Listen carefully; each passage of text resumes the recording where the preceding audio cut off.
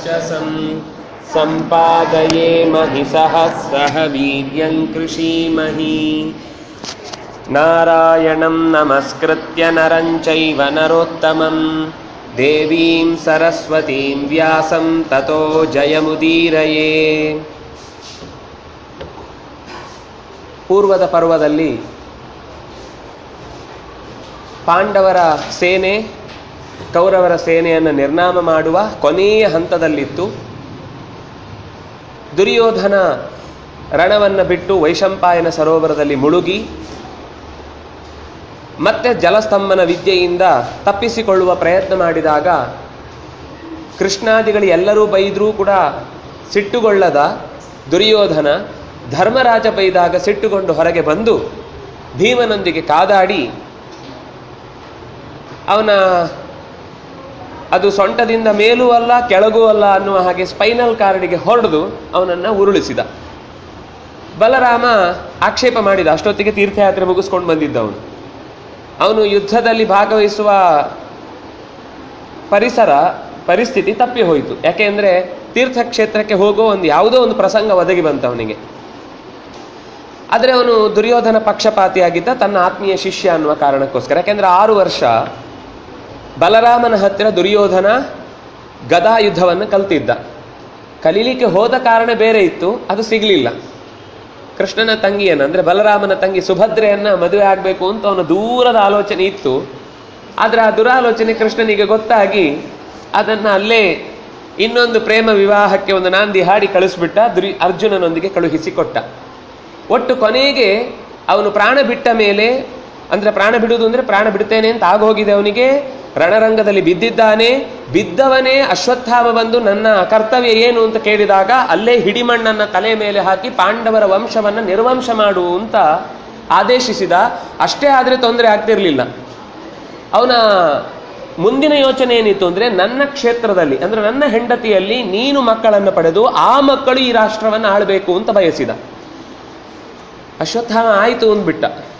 ಆಯಿತು ಅಂತ ಅಂದ, ಮಾಡಲಿಲ್ಲ ಮುಂದೆ. ಆದರೆ ಆಯಿತು ಅಂತ ಒಂದು ಮಾತು ಹೇಳಿದ್ನಲ್ವಾ, ಅದು ಅವನ ಇಲ್ಲಿಯ ತನಕ ಬ್ರಹ್ಮಚಾರಿ ಅಂತ ಏನು ಹೆಸರಿತ್ತು ಅದು ಹೋಯ್ತು ಅವನಿಗೆ. ಯಾಕೆಂದರೆ ಮದುವೆ ಆಗದೇ ಇದ್ದವನು ವಸ್ತುತಃ ಅಶ್ವತ್ಥಾಮ ಅಂದರೆ. ಆದರೆ ಅವತ್ತು ಅವನ ಮನಸ್ಸಿನ ಬ್ರಹ್ಮಚರ್ಯ ನಾಶ ಆಗಿ ಹೋಯಿತು. ಆದರೆ ಕೋಪದಿಂದ ಪಾಂಡವರ ಸೈನ್ಯದಲ್ಲಿ ಅಳಿದುಳಿದ ಒಂದಿಷ್ಟು ಮಂದಿ ಏನು ರಾತ್ರಿ ಯುದ್ಧ ಮುಗಿಯಿತು, ಇನ್ನು ಯಾವ ತಲೆಬಿಸಿಯೂ ಇಲ್ಲ ಅಂತ ಯೋಚಿಸಿ ಶಿಬಿರದಲ್ಲಿ ಮಲಗಿದ್ರೆ, ಕೃತವರ್ಮ, ಕೃಪಾ ಮತ್ತು ಅಶ್ವತ್ಥಾಮ 3 ಜನ ಸೇರಿಕೊಂಡು ಶಿಬಿರದ ಹೊರಭಾಗವನ್ನು ಪೂರ್ತಿ ಕವರ್ ಮಾಡಿ ಬೆಂಕಿಯನ್ನು ಹಾಕಿ ಒಳಕ್ಕೆ ನುಗ್ಗಿ ಅಲ್ಲಿದ್ದ ಪಾಂಡವರ ಮಕ್ಕಳನ್ನು, ದ್ರೌಪದಿಯಿಂದ ಪಡೆದ 5 ಪಾಂಡವೇಯರನ್ನ ಜೊತೆಗೆ ತನ್ನ ತಂದೆಯನ್ನ ಕೊಂದಂತಹ ಧೃಷ್ಟದ್ಯುಮ್ನನನ್ನ ನಾಶ ಮಾಡಿದ. ಕೃಷ್ಣ ಏನು ಮಾಡಿದಾನೆ, ಅಷ್ಟೊತ್ತಿಗೆ ಈ 5 ಜನರನ್ನ ಕರ್ಕೊಂಡು, ಪಾಂಡವರನ್ನ ಕರ್ಕೊಂಡು ಧೃತರಾಷ್ಟ್ರನ ಹತ್ರ ಹೋಗಿದ್ದಾನೆ. ಅಲ್ಲಿ ಏನಾಯಿತು ಅಂತ ಮುಂದಿನ ಪರ್ವ ಹೇಳುತ್ತೆ. ಅದು ಆ ಘಟನೆ ಆದಮೇಲೆ ಏನಾಯಿತು ಅಂತ ಕಥೆ ಹೇಳಿದೆ ನಾನು. 2 ಥರ ಕಥೆ ಬಂತು. ನಿಜವಾದ ಕಥೆ ಯಾವುದು, ಸ್ವಪ್ನದಲ್ಲಿ ಬಂದದ್ದು ಯಾವುದು ಅಂತ ನಾವು ನೋಡಿದ್ವಿ. ಮತ್ತೆ ಅದರ ವಿವರಣೆ ಮುಂದೆ ಬರುತ್ತೆ. ಭೀಮಸೇನ ಅವನನ್ನು ಎಳ್ಕೊಂಡು ಬಂದು ಅವನ ತಲೆಯಲ್ಲಿದ್ದಂಥ ಹಸಿವು ನೀರಡಿಕೆಗಳನ್ನು ಮಾಯ ಮಾಡುವ ಮಣಿಯನ್ನು ಕಿತ್ತೊಗೆದು ವೇದವ್ಯಾಸ ಮತ್ತು ಕೃಷ್ಣ ಇಬ್ಬರೂ ಕೂಡ ಅವನನ್ನು ಶಪಿಸಿದ್ರು. ಕೊನೆಗೂ ಅವನು ತನ್ನ ಅಸ್ತ್ರವನ್ನ ಪಾಂಡವರ ವಂಶ ಇನ್ನೂ ಒಂದು ಕಡೆ ಉತ್ತರೆಯ ಗರ್ಭದಲ್ಲಿ ಇದ್ದದ್ದಕ್ಕೆ ಬಿಟ್ಟಿದ್ದಾನೆ. ಹಾಗೆ ಬಿಟ್ಟ ಮಗುವನ್ನ ನೀನು ಕೊಲ್ತೇನೆ ಅಂತ ಪ್ರತಿಜ್ಞೆ ಮಾಡಿದರೆ ನಾನು ಉಳಿಸ್ತೇನೆ ಅಂತ ಪ್ರತಿಜ್ಞೆ ಮಾಡಿ ಕೊನೆಗೆ ಆ ಉತ್ತರೆಯ ಗರ್ಭವನ್ನು ಮುಂದೆ ರಕ್ಷಿಸುವ ಪ್ರಸಂಗ ಬರುತ್ತೆ. ಇಲ್ಲಿ ಒಟ್ಟು ಕೊನೆಗೆ ಅಶ್ವತ್ಥಾಮ ಶಾಪಗ್ರಸ್ತನಾಗಿ ಹೊರಟು ಹೋಗ್ತಾನೆ. ಇದಾದ ಮೇಲೆ ಏತದ್ವೈ ದಶಮಂ ಪರ್ವ ಸೌಪ್ತಿಕಂ, ಇದು ಸೌಪ್ತಿಕ ಪರ್ವ ಅಂತ. ನಿದ್ದೆ ಮಾಡಿದ್ದಾಗ, ಸುಪ್ತ ಅಂದರೆ ನಿದ್ದೆ ಮಾಡಿದ್ದಾಗ ಆದ ದೊಡ್ಡ ರಾದ್ಧಾಂತದ ಕಥೆಯನ್ನ ಈ ಪರ್ವ ಹೇಳಿತು. ಇದರ ಮುಂದೆ ಬರುವಂತಹದ್ದು ಸೌಪ್ತಿಕ ಇಶೀಕ ಸಂಬಂಧೆ ಪರ್ವಣಿ ಉತ್ತಮ ತೇಜಸಿ ಅತಃ ಊರ್ಧ್ವಮಿದಂ ಪ್ರಾಹು ಸ್ತ್ರೀ ಪರ್ವ ಕರುಣೋದಯಂ. ನಂತರ ಬರುವಂತಹದ್ದು ಸ್ತ್ರೀ ಪರ್ವ ಅಂತ. ಅಂದರೆ ಎಲ್ಲ ವೀರ ಯೋಧರ ಹೆಂಡತಿಯರು ತಮ್ಮ ಕಳೆದುಕೊಂಡ ವೀರರ ಬಗ್ಗೆ ದುಃಖ ಪಡ್ತಾ ರಣಾಂಗಣದಲ್ಲಿ ಅಳುವ ಬಹಳ ಮನಕಲಕುವ ದೃಶ್ಯ ಈ ಇಡೀ ಪರ್ವದ ವಿವರಣೆಯಾಗಿ ಬರುತ್ತೆ. ಪುತ್ರ ಶೋಕಾಭಿಸಂತಪ್ತಃ ಪ್ರಜ್ಞಾ ಚಕ್ಷುರ್ನರಾಧಿಪಃ ಕೃಷ್ಣೋಪನೀತಾಂ ಯತ್ರಾಸೌ ಆಯಸೀಂ ಪ್ರತಿಮಾಂ ದೃಢಾಂ ಭೀಮಸೇನ ದ್ರೋಹ ಬುದ್ಧಿ ಧೃತರಾಷ್ಟ್ರೋ ಬಭಂಜಃ ತಥಾ ಶೋಕಾಭಿ ಸಂತಪ್ತಃ ಧೃತರಾಷ್ಟ್ರಸ್ಯ ಧೀಮತಃ. ಕ್ರೋಧಾವಿತಪ್ತಸ್ಯ ಧೃತರಾಷ್ಟ್ರಸ್ಯ ದುರ್ಬುದ್ಧಿಂ. ಏನಾಯಿತು, ಪಾಂಡವರನ್ನ ಕರ್ಕೊಂಡು ಬಂದಿದ್ದಾನೆ, ಹೀಗೀಗಾಗಿ ಹೋಯಿತು ಅನ್ಯಾಯ ಅಂತ ಒಂದು ಹೇಳಬೇಕಲ್ವಾ. ನಮ್ಮಿಂದ ಹೀಗೆ ಗೆದ್ದಿದ್ದೇವೆ ಅಂತ ಹೇಳುವುದು ಒಂದು, ಆದರೆ ಗೆದ್ದಿದ್ದೇವೆ ಅಂತ ವೀರಾವೇಶದಿಂದ ಜಯಭೇರಿ ಅಂತ ಹೇಳ್ತಾ ಇರುವುದಲ್ಲ. ಅವರ ಮಕ್ಕಳನ್ನ ಭೀಮಸೇನ ಕೊಂದಿದ್ದಾನೆ, ಹಾಗಾಗಿ ಯುದ್ಧದಲ್ಲಿ ಗೆದ್ದಿದ್ದೇವೆ, ಯಾಕೆಂದ್ರೆ ಅವರು ಸಂಬಂಧಿಗಳು, ಅವರನ್ನು ಇನ್ನು ರಕ್ಷಿಸಬೇಕಾದ ಜವಾಬ್ದಾರಿ ಪಾಂಡವರದ್ದು, ಹಾಗಾಗಿ ನಿಮ್ಮ ಜವಾಬ್ದಾರಿ ನಮ್ಮದು ಅಂತ ಒಂದು ಕೃತಜ್ಞತೆ ಅನ್ನೋದಕ್ಕಿಂತ ಹೆಚ್ಚು ಕರ್ತವ್ಯವನ್ನು ನಿಭಾಯಿಸಲಿಕ್ಕೋಸ್ಕರ ಅಲ್ಲಿ ಬಂದಿದ್ದಾರೆ, ನಾನು ಅಪ್ಪಿಕೊಳ್ಬೇಕು ಭೀಮಸೇನನನ್ನ ಅಂದ. ಭೀಮಸೇನ ಸೀದಾ ಹೋಗ್ತಾ ಇದ್ದ. ತಕ್ಷಣ ಕೃಷ್ಣ ಹಿಂದ ಕೆಳೆದ ಅವನನ್ನು, ಎಳೆದು ಅಲ್ಲೇ ಇದ್ದ ದೊಡ್ಡ ಗಾತ್ರದ ಭೀಮಸೇನನ ಕಬ್ಬಿಣದ ಪ್ರತಿಮೆಯನ್ನ ರೆಡಿ ಇತ್ತಲ್ಲಿ. ಅದು ಯಾಕಿತ್ತು ಅಂತಂದ್ರೆ ಧೃತರಾಷ್ಟ್ರ ದಿನಾ ಪ್ರಾಕ್ಟೀಸ್ ಮಾಡ್ತಿದ್ದ, ಇದನ್ನು ಹೀಗೆ ಹಿಡಿದಾಗ ಹೇಗೆ ಅದನ್ನ ನಾಶ ಮಾಡಬೇಕು ಅಂತ. ಹಾಗೆ ಕೃಷ್ಣ ತಕ್ಷಣ ಅದನ್ನು ತಂದು ಎದುರುಗಡೆ ಇಟ್ಟಿದ್ದಾನೆ. ಅವನ ದುರ್ಬುದ್ಧಿ ಗೊತ್ತಿತ್ತು ಕೃಷ್ಣನಿಗೆ. ದುರ್ಬುದ್ಧಿ ಅಂದ್ರೆ ಮಕ್ಕಳನ್ನು ಕಳೆದುಕೊಂಡ ನೋವು. ಕೆಟ್ಟವನು ಅಂತಲ್ಲ, ಆದ್ರೆ ಕೆಟ್ಟವರ ಸಹವಾಸದಲ್ಲಿದ್ದಾಗ ಪೂರ್ತಿ ಕೆಟ್ಟವರು. ಕೆಲವರು ಹಾಗಿರ್ತಾರೆ, ಹೊಸದವ್ರು ಕೆಟ್ಟವ್ರು ಆಗಿರಲ್ಲ, ಆದ್ರೆ ಕೆಟ್ಟ ಸಂಪರ್ಕ ಬಂದ ತಕ್ಷಣ ಅವರಷ್ಟು ಕೆಟ್ಟವ್ರು ಇನ್ನೊಬ್ರು ಇರಲ್ಲ, ಹಾಗೆ ವರ್ತಿಸ್ತಾರೆ. ಏನೋ ಒಂದು ಜೋಶ್ ಇರುತ್ತೆ. ಎಲ್ಲರ ಜೊತೆಗೆ ಸೇರಿಸಿದಾಗ ನಾನೂ ತುಂಬಾ ಜನರ ಮುಂದೆ ಹಾಹಾಕಾರ ಮಾಡಿದ್ದನ್ನು ನೋಡಿ ಸಂತೋಷ ಪಡಬೇಕು ಅಂತನ್ನುವ ಒಂದು ರಾಕ್ಷಸಿ ಪ್ರವೃತ್ತಿ ಮನಸ್ಸಿನಲ್ಲಿ ಜಾಗೃತವಾಯಿತು. ಕೃಷ್ಣ ತಂದಿಟ್ಟ ಪ್ರತಿಮೆಯನ್ನ, ಕಬ್ಬಿಣದ ಪ್ರತಿಮೆಯನ್ನ ಬಾಹುಬಂಧನದಲ್ಲಿ ಬಿಗಿದು ಪುಡಿಗಟ್ಟಿದ.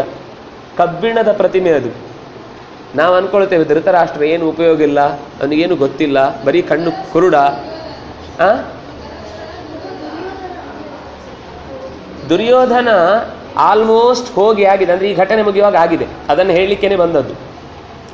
ಯಾಕೆಂದ್ರೆ ಅಲ್ಲಿ ಅವನು ತಲೆ ತಗೊಂಡು ಹೋಗಿ ತೋರಿಸುವುದು, ಇಲ್ಲಿ ಬಂದು ಭೇಟಿ ಆಗುದು, ಎರಡು ಸಮಾಂತರವಾದ ಕಾಲ. ಅವನು ಸಾಯ್ತಾನೆ ಅಂತ ಪೂರ್ಣ ನಿಶ್ಚಯ ಆಗಿರುತ್ತೆ. ನಾವು ಹೇಳ್ತೇವಲ್ಲ ಇವತ್ತೋ ನಾಳೆನೋ ನೋಡ್ಬೇಕು ಅಂತ, ಅದೇ ತರದ ಪೂರ ಸ್ಟೇಜ್ಗೆ ಹೋಗಾಗಿದೆ.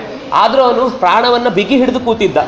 ಪಾಂಡವರ ವಂಶದ ಅಳಿಯುವಿಕೆಯನ್ನು ನಾನು ಕಣ್ಣಾರೆ ಕಂಡು ಸಾಯ್ಬೇಕು ಅಂತ. ನಂತರ ರಾತ್ರಿ ಮಲಗುವ ಮುಂಚೆ ಒಂದು 4 ಕೊಲೆ ಸೀನ್ ನೋಡಿ ಮಲ್ಕೋಬೇಕು ಅಂತ, ಕ್ರೈಮ್ ಡೈರಿ, ಕ್ರೈಮ್ ಸ್ಟೋರಿಗಳನ್ನು. ಹಾಗೆ ದುರ್ಯೋಧನ ಹಾಗೆ ಪ್ರಾಣ ಬಿಟ್ಟದ್ದು ಅವರ ತಲೆ ನೋಡಿದ ಮೇಲೆ. ಸಾಯುವಾಗ್ಲೂ ಅವನ ಆ ಹಿಂಸಾ ಪ್ರವೃತ್ತಿ ನೋಡಿ ಹಾಗೆ ಸತ್ತ. ಈ ಕಡೆಯಿಂದ ಕೋಪದಿಂದ ಧೃತರಾಷ್ಟ್ರ ಬಿಗಿ ಹಿಡಿದು ಆ ಪ್ರತಿಮೆಯನ್ನು ಪುಡಿಗಟ್ಟಿದ ನಂತರ ವಿಲಾಪೋ ವೀರಪತ್ನೀನಾಂ ಯತ್ರಾತಿ ಕರುಣ ಸ್ಮೃತಃ ಕ್ರೋಧಾವೇಶ ಪ್ರಮೋಹಶ್ಚ ಗಾಂಧಾರಿ ಧೃತರಾಷ್ಟ್ರಯೋ. ತುಂಬ ದುಃಖ ಆಗತ್ತೆ. ಎಂಥ ಕಷ್ಟದ ಪರಿಸ್ಥಿತಿ ಆದರೂ ತಾಯಿ ಅಂತ ಅವಳು ವಸ್ತುತಃ ಯಾವತ್ತೂ ದುರ್ಯೋಧನನನ್ನು ಸಪೋರ್ಟ್ ಮಾಡಿದವಳಲ್ಲ, ನಿಜವಾದ ತಾಯಿ ಮತ್ತು ಅಷ್ಟು ಪತಿವ್ರತೆ. ಇನ್ನೇನೇನೋ ಕಥೆ ಇದೆ, ಪತಿವ್ರತೆ ಅನ್ನೋದು ಸತ್ಯ ಅಷ್ಟೇ. ಆ ಪಾತಿವ್ರತ್ಯದ ಕೋಪ ಕರುಳ ಬಳ್ಳಿ ಪೂರ್ತಿ ಕಡಿದು ಹೋದಾಗ ಒಳ್ಳೆತನ ಒಂಚೂರು ಹೊರಟು ಹೋಯಿತು, ಸಿಟ್ಟು ಬಂತು. ಮಕ್ಕಳನ್ನು ಕಳೆದುಕೊಂಡ ಕೋಪ, ಎಷ್ಟೇ ಪ್ರಾಮಾಣಿಕವಾಗಿ ಎಲ್ಲ ಮಾಡಿಯೂ ಅನ್ಯಾಯ ಆಯಿತು ಅಂದರೆ ಎಂಥ ಸಾತ್ವಿಕನಿಗೂ ಕೋಪ ಬರುತ್ತೆ. ಹಾಗೆ ಬಂದ ಕೋಪ ಯತ್ರ ತಾನ್ ಕ್ಷತ್ರಿಯಾ ಶೂರಾನ್ ಸಂಗ್ರಾಮೇಶು ಅನಿವರ್ತಿನಃ ಪುತ್ರಾನ್ ಭ್ರಾತೃನ್ ಪಿತೃಂಶ್ಚೈವ ದದೃಶು ನಿಹತಾನ್ ರಣೇ. ಅವರಿಗೆ ವಿಲಾಪ ಕೇಳಿಸ್ತಾ ಇದೆ. ಪ್ರತಿಯೊಬ್ಬ ವೀರಪತ್ನಿಯರು ಕೂಡ ತಮ್ಮ ಗಂಡಂದಿರ ಹೆಸರು ಹೇಳಿ, ಮಕ್ಕಳ ಹೆಂಡತಿಯರು ಹೆಸರು ಹೇಳಿ ಕೂಗ್ತಾ ಇದ್ದಾರೆ. ಆ ಕೂಗುವ ಸದ್ದಿನಿಂದ ತನ್ನ ಮಕ್ಕಳು ಪ್ರತಿಯೊಬ್ಬರೂ ಸತ್ತಿದ್ದಾರೆ ಅಂತ ಪ್ರತಿಯೊಬ್ಬ ಹೆಂಡತಿಯು ಅಳ್ತಾ ಹೋಗುವ ಹಾಗೆ ಇವರೆಲ್ಲಿ ಕಣ್ಬಿಟ್ಟು ನೋಡ್ತಾರೆ. ಕಾಣದ ಕಣ್ಣು ಒಬ್ಬ, ಇನ್ನೊಬ್ಳು ಕಂಡ್ರೂ ಕಾಣಬಾರ್ದು ಅಂತ ಮುಚ್ಚಿ ತನ್ನ ಗಂಡನಿಗೆ ಇಲ್ಲದ್ದು ನನಗೆ ಬೇಡ ಅಂತ ಪಾತಿವ್ರತ್ಯದಿಂದ ಕಟ್ಟಿಕೊಂಡವಳು. ಆದರೆ ಧ್ವನಿ, ಪ್ರತಿಯೊಬ್ಬ ಹೆಣ್ಣು ಮಗಳ ಸೊಸೆಯಂದಿರ ಧ್ವನಿಯು ಕಿವಿಗೆ ಬೀಳ್ತಾ ಇದೆ. ಕೋಪದಿಂದ ಆ ಸಿಟ್ಟು ಇದ್ದಕ್ಕಿದ್ದ ಹಾಗೆ ಶಾಪವಾಗಿ ಪರಿಣಮಿಸಿತು. ಪುತ್ರ ಪೌತ್ರವಧಾರ್ಥಾಯಾಹ ತಥಾತ್ರೈವ ಪ್ರಕೀರ್ತಿತ ಗಾಂಧಾರ್ಯಾಶ್ಚಾಪಿ ಕೃಷ್ಣೇನ ಕ್ರೋಧೋಪಶಮನ ಕ್ರಿಯಾ. ಸಿಟ್ಟು ಬಂದಾಗ ಏನಾದರೂ ಒಂದು ಬೈದು ಬಿಟ್ರೆ ಸ್ವಲ್ಪ ಕಮ್ಮಿ ಆಗತ್ತೆ. ಕೃಷ್ಣ ಅದಕ್ಕೆ ಅವಕಾಶ ಮಾಡಿಕೊಟ್ಟ, ಎಲ್ಲ ಮಾತಾಡ್ದ, ಸಮಾಧಾನ ಮಾಡ್ದ. ಆಗ ಅವಳು ಕೋಪದಿಂದ ಕೊನೆಗೆ ಕೃಷ್ಣನನ್ನೇ ಎದುರು ನಿಂತು ಎಲ್ಲ ನಿನ್ನಿಂದ ಆದದ್ದು, ಪಾಂಡವರದ್ದೇನು ತಪ್ಪಿಲ್ಲ. ಅವರು ನೀನೇನು ಹೇಳ್ತೀಯೋ ಅದನ್ನು ಮಾಡ್ಲಿಕ್ಕೆ ಸಿದ್ಧ ಆಗಿ ಬಂದವರು. ಆದ್ರಿಂದಾಗಿ ಈ ಎಲ್ಲ ನನ್ನ ಮಕ್ಕಳು ಈ ರಣರಂಗದಲ್ಲಿ ಪ್ರಾಣವನ್ನು ಕಳ್ಕೊಳ್ಳಿಕ್ಕೆ ಮೂಲ ಬೇರು ನೀನು. ಹಾಗಾಗಿ ನಿನ್ನ ವಂಶವೂ ಕೂಡ ಹೀಗೆ ನಿರ್ವಂಶವಾಗಲಿ, ಪೂರ್ತಿ ನಾಶ ಆಗಿ ಹೋಗಲಿ ಅಂತ ಶಪಿಸಿದ್ಲು. ಬೇರೆಯವರಾಗಿದ್ರೆ ತಲೆ ಕೆಡಿಸ್ಕೊಳ್ತಿದ್ರು. ಕೃಷ್ಣ ನಕ್ಕು, ತಾಯಿ ಇದು ವರ ಸದೃಶ, ಇದು ವರ. ಆಶ್ಚರ್ಯ ಆಯಿತು ಅಲ್ಲಿದ್ದವರಿಗೆಲ್ಲ, ಏನಿದು ವರ ಅಂತ ಹೇಳ್ತಾ ಇದ್ದಾನಲ್ಲ ಕೃಷ್ಣ, ವಂಶನಾಶ ಆಗ್ಲಿ ಅಂತ ಹೇಳುದು ವರನ? ನಮಗೆ ವಂಶ ಅಂದ್ರೆ ಏನು ಗೊತ್ತಾಗುದಿಲ್ಲ, ಯಾಕೆಂದ್ರೆ ನಾವು ನಮಗಿಬ್ಬರು ನಮಗೊಬ್ಬರು ಅಂತಿರುವ ಸ್ಥಿತಿಯಲ್ಲಿದ್ದೇವೆ. ಏನು ಅರ್ಥ ಆಗಲ್ಲ. ಇದು ಅರ್ಥ ಆಗುದು ಯಾವಾಗ ಅಂದ್ರೆ ಒಂದು ಅವಿಭಕ್ತ ಕುಟುಂಬ ಪದ್ಧತಿಯಲ್ಲಿ ಬದುಕುವಾಗ ಪರಸ್ಪರ ಅಣ್ಣ ತಮ್ಮಂದ್ರು ಜೊತೆಯಾಗಿ ಹೊಂದಿಕೊಂಡು ಪ್ರತಿಯೊಬ್ಬರ ಕಷ್ಟಕ್ಕೂ ಹೆಗಲು ಕೊಟ್ಟುಕೊಂಡು ಬದುಕ್ತಾರಲ್ವಾ, ಆಗ ಒಬ್ಬರನ್ನು ಕಳ್ಕೊಂಡ್ರು ಇಡೀ ಕುಟುಂಬ ಅಳುತ್ತಿತ್ತು. ಹಾಗೆ ನಿನ್ನ ಕುಟುಂಬ ಅಲ್ಲ, ಇದು ವಂಶ, ಇಡೀ ಅವನ ಯದುಗಳ ವಂಶ. ಅಂದ್ರೆ ಕೃಷ್ಣನಿಗೆ ಹೆಸರು ನೋಡಿ ನಿಮ್ಗೆ ಗೊತ್ತಾಗ್ಬೇಕದು ಎಷ್ಟು ದೊಡ್ಡ ವಂಶ ಅಂತ. ಕೃಷ್ಣನಿಗೆ ಏನೇನು ಹೆಸರಿದೆ? ವಾರ್ಷ್ಣೇಯ ಅಂತ ಹೆಸರಿದೆ, ಅದು ವೃಷ್ಣಿ ವಂಶ ಸಂಜಾತ ಅಂತ. ಯಾದವ ಅಂತ ಹೆಸರಿದೆ, ಅವನು ಯದುವಿನ ವಂಶದಲ್ಲಿ ಬಂದವ. ಮಾಧವ ಅಂತ ಹೆಸರಿದೆ, ಅವನಿಗೆ ಮಧು ಅನ್ನುವ ಒಬ್ಬ ಪೂರ್ವಜ ಇದ್ದ, ಅವನನ್ನ ಶೌರಿ ಅಂತ ಕರೀತಾರೆ. ಅದು ತಂದೆಯಿಂದ ಬಂದದ್ದು ಬಿಡಿ, ಅಂದ್ರೆ ಅಜ್ಜನಿಂದ ಬಂದದ್ದು ಬಿಡಿ. ಆಮೇಲೆ ಇನ್ನು ಸಾತ್ವತಾಂಪತಿ, ಸಾತ್ವತ ಅನ್ನುವ ಒಬ್ಬ ವಂಶ ಪರಂಪರೆಯನ್ನು ಮುನ್ನಡೆಸಿದವ. ಹೀಗೆ ಕೃಷ್ಣನಿಗಿರುವ ಹೆಸರಿನಿಂದ ಅವನ ವಂಶದ ಅಗಲ ಆಳ ಅರ್ಥ ಆಗ್ತಾ ಹೋಗುತ್ತೆ. ಆ ಇಡೀ ವಂಶ ನಾಶ ಆಗಲಿ ಅಂತ ಶಪಿಸಿದ್ದಾಳೆ. ವಸ್ತುತಃ ಅದಕ್ಕೆ ಬೇಕಾದ ಸಿದ್ಧತೆ ಇನ್ನೊಂದು ಕಡೆಯಿಂದಲೂ ಆಗೋಗಿತ್ತು. ಅದು ಮುಂದೆ ಬರುತ್ತೆ, ನಿಮ್ಗೆ ಗೊತ್ತಾಗುತ್ತೆ. ಮುಂದಿನ ಪರ್ವ ಅದನ್ನೇ ಹೇಳುತ್ತೆ. ಹೀಗೆ ಗಾಂಧಾರಿ ತನ್ನ ಕೋಪದಿಂದ ಶಪಿಸಿ ಸ್ವಲ್ಪ ಸಮಾಧಾನ ಆಗ್ತಾಳೆ. ಕೃಷ್ಣ ಬೇಜಾರು ಮಾಡ್ಕೊಂಡಿದ್ರೆ ಬಹುಶಃ ಗಾಂಧಾರಿ ಇನ್ನೂ ಬೇಜಾರು ಮಾಡ್ಕೊಳ್ತಿದ್ರು.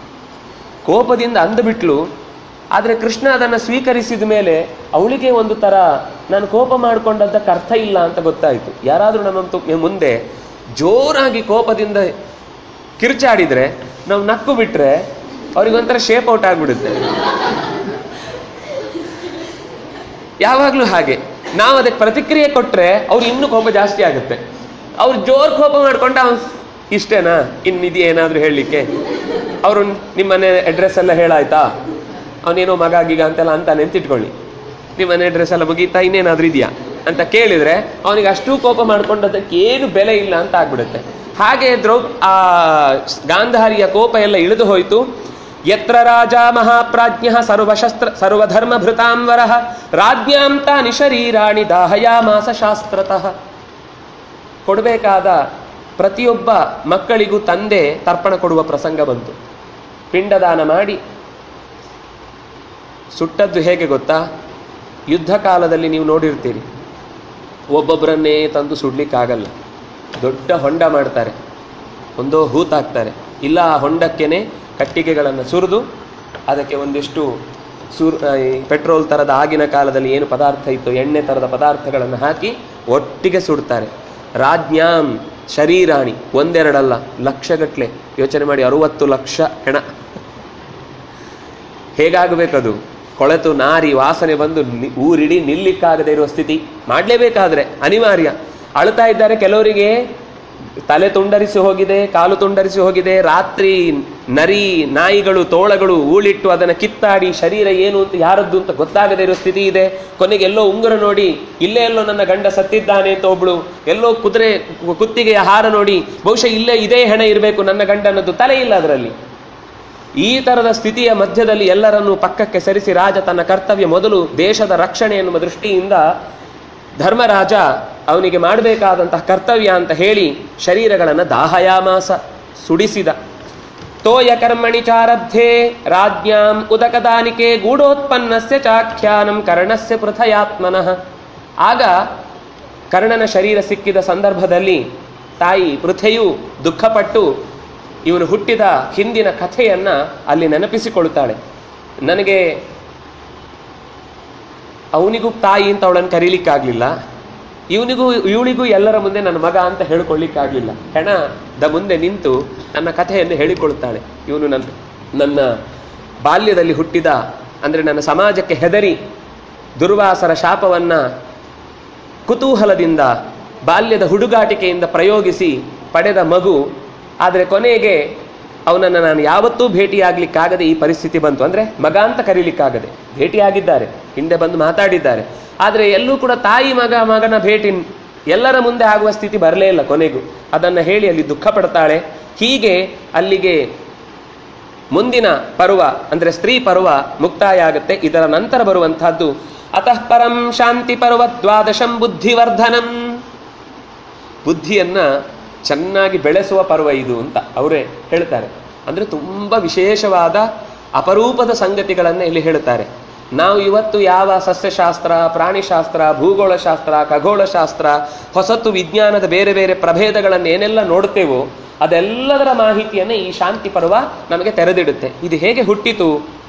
ಯತ್ರ ನಿರ್ವೇದಮಾಪನ್ನ ಧರ್ಮರಾಜೋ ಯುಧಿಷ್ಠಿರ. ಯುಧಿಷ್ಠಿರ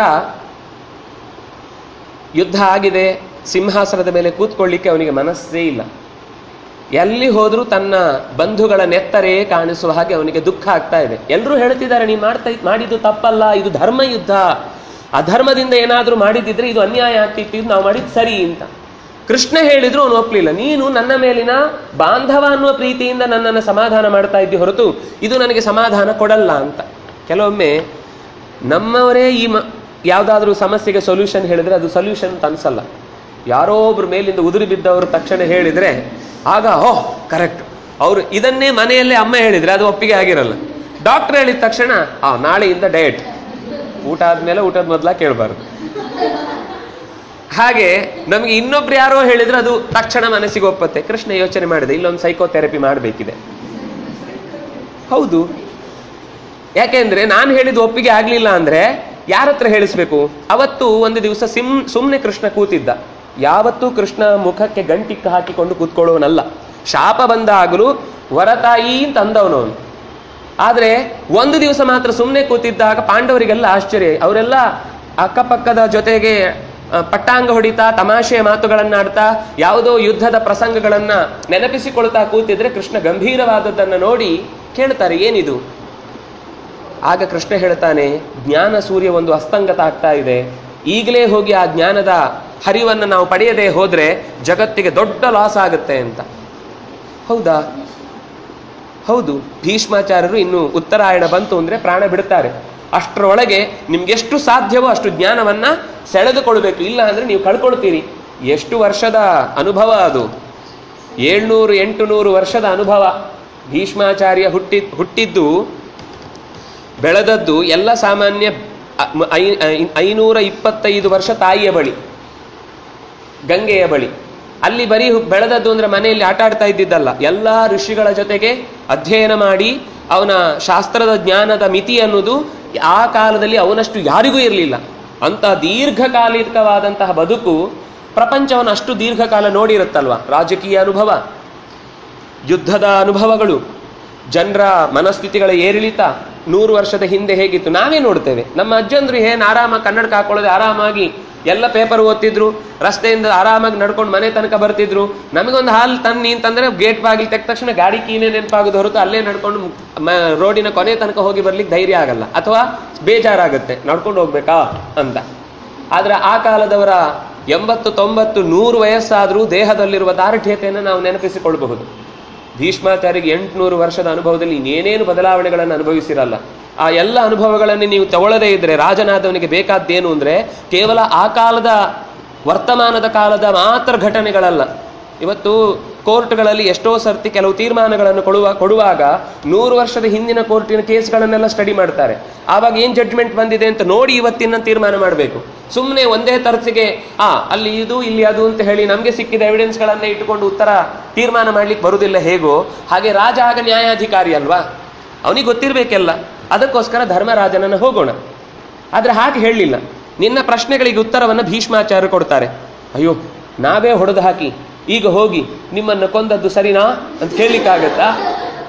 ವಸ್ತುತಃ ಮೊದಲು ಯುದ್ಧ ಆಗುವ ಮುಂಚೆ ಧರ್ಮರಾಜನೇ ಹೋಗಿ ಕೇಳಿದ್ದು, ನಿಮ್ಮನ್ನು ಹೊಡೆದು ಹಾಕಬೇಕು ಅಂತಿದ್ದೇವೆ, ನಿಮ್ಮನ್ನು ಹೊಡೆದು ಹಾಕೋದಕ್ಕೆ ವಿಧಿವಿಧಾನಗಳೇನು ಹೇಳಿ. ಒಳ್ಳೆ ಯಾವುದೋ ಸ್ವಾತಂತ್ರ್ಯ ದಿನಾಚರಣೆ ಆಚರಣೆ ಮಾಡುವಾಗ ಏನೇನು ಕಾರ್ಯಕ್ರಮ ಇರಬೇಕು ಅಂತ ಕೇಳಿದ್ದ. ಆದ್ರೆ ಈಗ ಹೊಡೆದು ಹಾಕಿ ಶರಪಂಜರದಲ್ಲಿ ಮಲಗಿದ್ದಾರೆ, ಬಾಣದ ಹಾಸಿಗೆ ಮೇಲೆ ಮಲಗಿದ್ದಾರೆ. ಅಂಥವರನ್ನು ಹೋಗಿ ಕೇಳುವುದಕ್ಕೆ ಅವನಿಗೆ ಮುಜುಗರ ಆಯಿತು. ಕೃಷ್ಣನಿಗೆ ಅರ್ಥ ಆಯಿತು, ಬನ್ನಿ ನನ್ನ ಜೊತೆ, ನಾನು ಮಾತಾಡಿಸ್ತೇನೆ. ಆದರೂ ಏನೂ ಇಲ್ಲ. ಸೀದಾ ರಣಾಂಗಣದ ಹೊರಭಾಗದಲ್ಲಿ ನಿಂತರು. ಕೃಷ್ಣ ಸೀದಾ ಮೊದಲು ಹೋದ. ಹೋದ ತಕ್ಷಣ ಭೀಷ್ಮಾಚಾರ್ಯರನ್ನು ಮಾತನಾಡಿಸಿ ನೋಡು, ಪಾಂಡವರು ಬಂದಿದ್ದಾರೆ, ಅವರು ರಾಜ್ಯಭಾರ ಮಾಡುವುದಕ್ಕೆ ಹಿಂದೇಟು ಹಾಕ್ತಾ ಇದ್ದಾರೆ, ಇನ್ನೂ ಕೂಡ ಪಾಪ ಪ್ರಜ್ಞೆಯಲ್ಲೇ ರಾಜ್ಯವನ್ನು ಸರಿಯಾಗಿ ಆಳದೆ, ಉದ್ದೇಶ ಇದ್ದದ್ದೇ ಜನರಿಗೆ ಒಳ್ಳೆಯ ರಾಜ್ಯಭಾರ ಸಿಗಬೇಕು ಅಂತ. ಪಾಪ ಪ್ರಜ್ಞೆಯಲ್ಲಿ ನಿಂತ ರಾಜನಿಂದ ಒಳ್ಳೆಯ ರಾಜ್ಯಭಾರವನ್ನು ಜನ ನಿರೀಕ್ಷಿಸುವುದು ಹೇಗೆ? ಇದರಿಂದ ನೀವೇ ಪರಿಹಾರ ಮಾಡಬೇಕಿದ್ದಕ್ಕೆ, ನಿಮ್ಮ ಕೈಯಲ್ಲಿ ಸೊಲ್ಯೂಷನ್ ಇದೆ, ನೀವು ಹೇಳಬೇಕು. ದೇಹ ಬಿದ್ದು ಹೋಗಿ ರಕ್ತ ಎಲ್ಲ ಒಣಗಿ ಹೋಗಿ ಬಾಯಿ ನಾಲೆಗೆ ಪೂರ್ತಿ ಬತ್ತಿ ಹೋಗಿದೆ, ಶಬ್ದವೇ ಹೊರಡ್ಲಿಕ್ಕೆ ಸಾಧ್ಯ ಇಲ್ಲ. ಹೇಗಪ್ಪ ಕೃಷ್ಣ ನಾನು ಹೇಳುವುದು? ನನ್ನ ದೇಹ ನೋಡ್ತಾ ಇದ್ದೀನಿ ನೀನು. ಆಗ ಕೃಷ್ಣ ಹೇಳಿದ, ನೀನು ಹೇಳುತ್ತೇನೆ ಅಂತ ಸಂಕಲ್ಪ ಮಾಡು, ನಾನು ಹೇಳಿಸ್ತೇನೆ. ಮಲಗಿ ಪರಮಾದರದಿ ಪಾಡಲು ಕುಳಿತು ಕೇಳುವ, ನೀನು ಹಾಡ್ತೇನೆ ಅಂತ ಹೇಳು, ನಾನು ಹಾಡಿಸ್ತೇನೆ. ಆಯಿತು ಅಂದ. ಧರ್ಮರಾಜಾದಿಗಳನ್ನು ಕರೆಸಿದ, ಒಳ್ಳೆಯ ಬುದ್ಧಿ ಮಾತುಗಳನ್ನು ಹೇಳಿದ. ರಾಜಭಿರ್ವೇದಿತವ್ಯಾಸ್ತೆ, ರಾಜರಿಂದ ತಿಳಿಯಲೇಬೇಕಾದ ಸಂಗತಿಗಳಿವು. ಸಮ್ಯಜ್ಞಾನ ಬುಭುತ್ಸುಭಿಹಿ, ರಾಜರು ಮಾತ್ರನಾ? ನಾವೆಲ್ಲ ರಾಜರಲ್ಲ, ಬೇಡ. ಸಮ್ಯಜ್ಞಾನ ಬುಭುತ್ಸುಭಿಹಿ, ಯಾರಿಗೆ ಒಳ್ಳೆಯ ತಿಳುವಳಿಕೆಯನ್ನು ಪಡೆಯಬೇಕು ಅಂತ ಅನ್ನೋ ಆಸೆ ಮನಸ್ಸಿನಲ್ಲಿ ನಿಜವಾಗಿಯೂ ಜಾಗೃತವಾಗಿದೆಯೋ ಅವರೆಲ್ಲರೂ ತಿಳ್ಕೊಳ್ಬೇಕಾದ ಸಂಗತಿ ಇದು. ಆಪದ್ಧರ್ಮಾಶ್ಚ ತತ್ರೈವ ಕಾಲಹೇತು ಪ್ರದರ್ಶಿನಃ, ಕಾಲಕ್ಕೆ ಸರಿಯಾದ ಕೋಲ ಕಟ್ಟು ಅಂತ ಒಂದು ಮಾತಿದೆ. ಸರಿಯಾದ ರೀತಿಯಲ್ಲಿ ಎಲ್ಲ ಕಾಲಕ್ಕೂ ಒಂದೇ ಥರದ ಕಾನೂನು ಆಗಲ್ಲ. ದೆನ್ ಕಾನ್ಸ್ಟಿಟ್ಯೂಷನ್ ಅನ್ನು ಇಟ್ಕೊಂಡು ಸ್ಮೃತಿಗಳನ್ನು ನಾವು ಇವತ್ತು ಅಪ್ಲೈ ಆಗಲ್ಲ ಅಂತ ಮಾತನಾಡಿದರೆ ಅದು ಸ್ಮೃತಿಕಾರ ಆ ಕಾಲಕ್ಕೆ ಬರೆದದ್ದು. ಇವತ್ತು ಧರ್ಮ ಅಂತ ಅನ್ನೋದು ನಿಂತ ನೀರಲ್ಲ, ಧರ್ಮ ಹರಿತಾ ಇರುತ್ತೆ. ಆವಾಗ ಏನು ಸರಿ ಅಂತ ಅನ್ಸುತ್ತೋ ಅದನ್ನು ಸೇರಿಸ್ಕೊಂಡು ಹೋಗುತ್ತೆ. ಧರ್ಮ ಅನ್ನೋದು 3 ಥರ ಇದೆ. ಒಂದು ಸನಾತನ ಧರ್ಮ.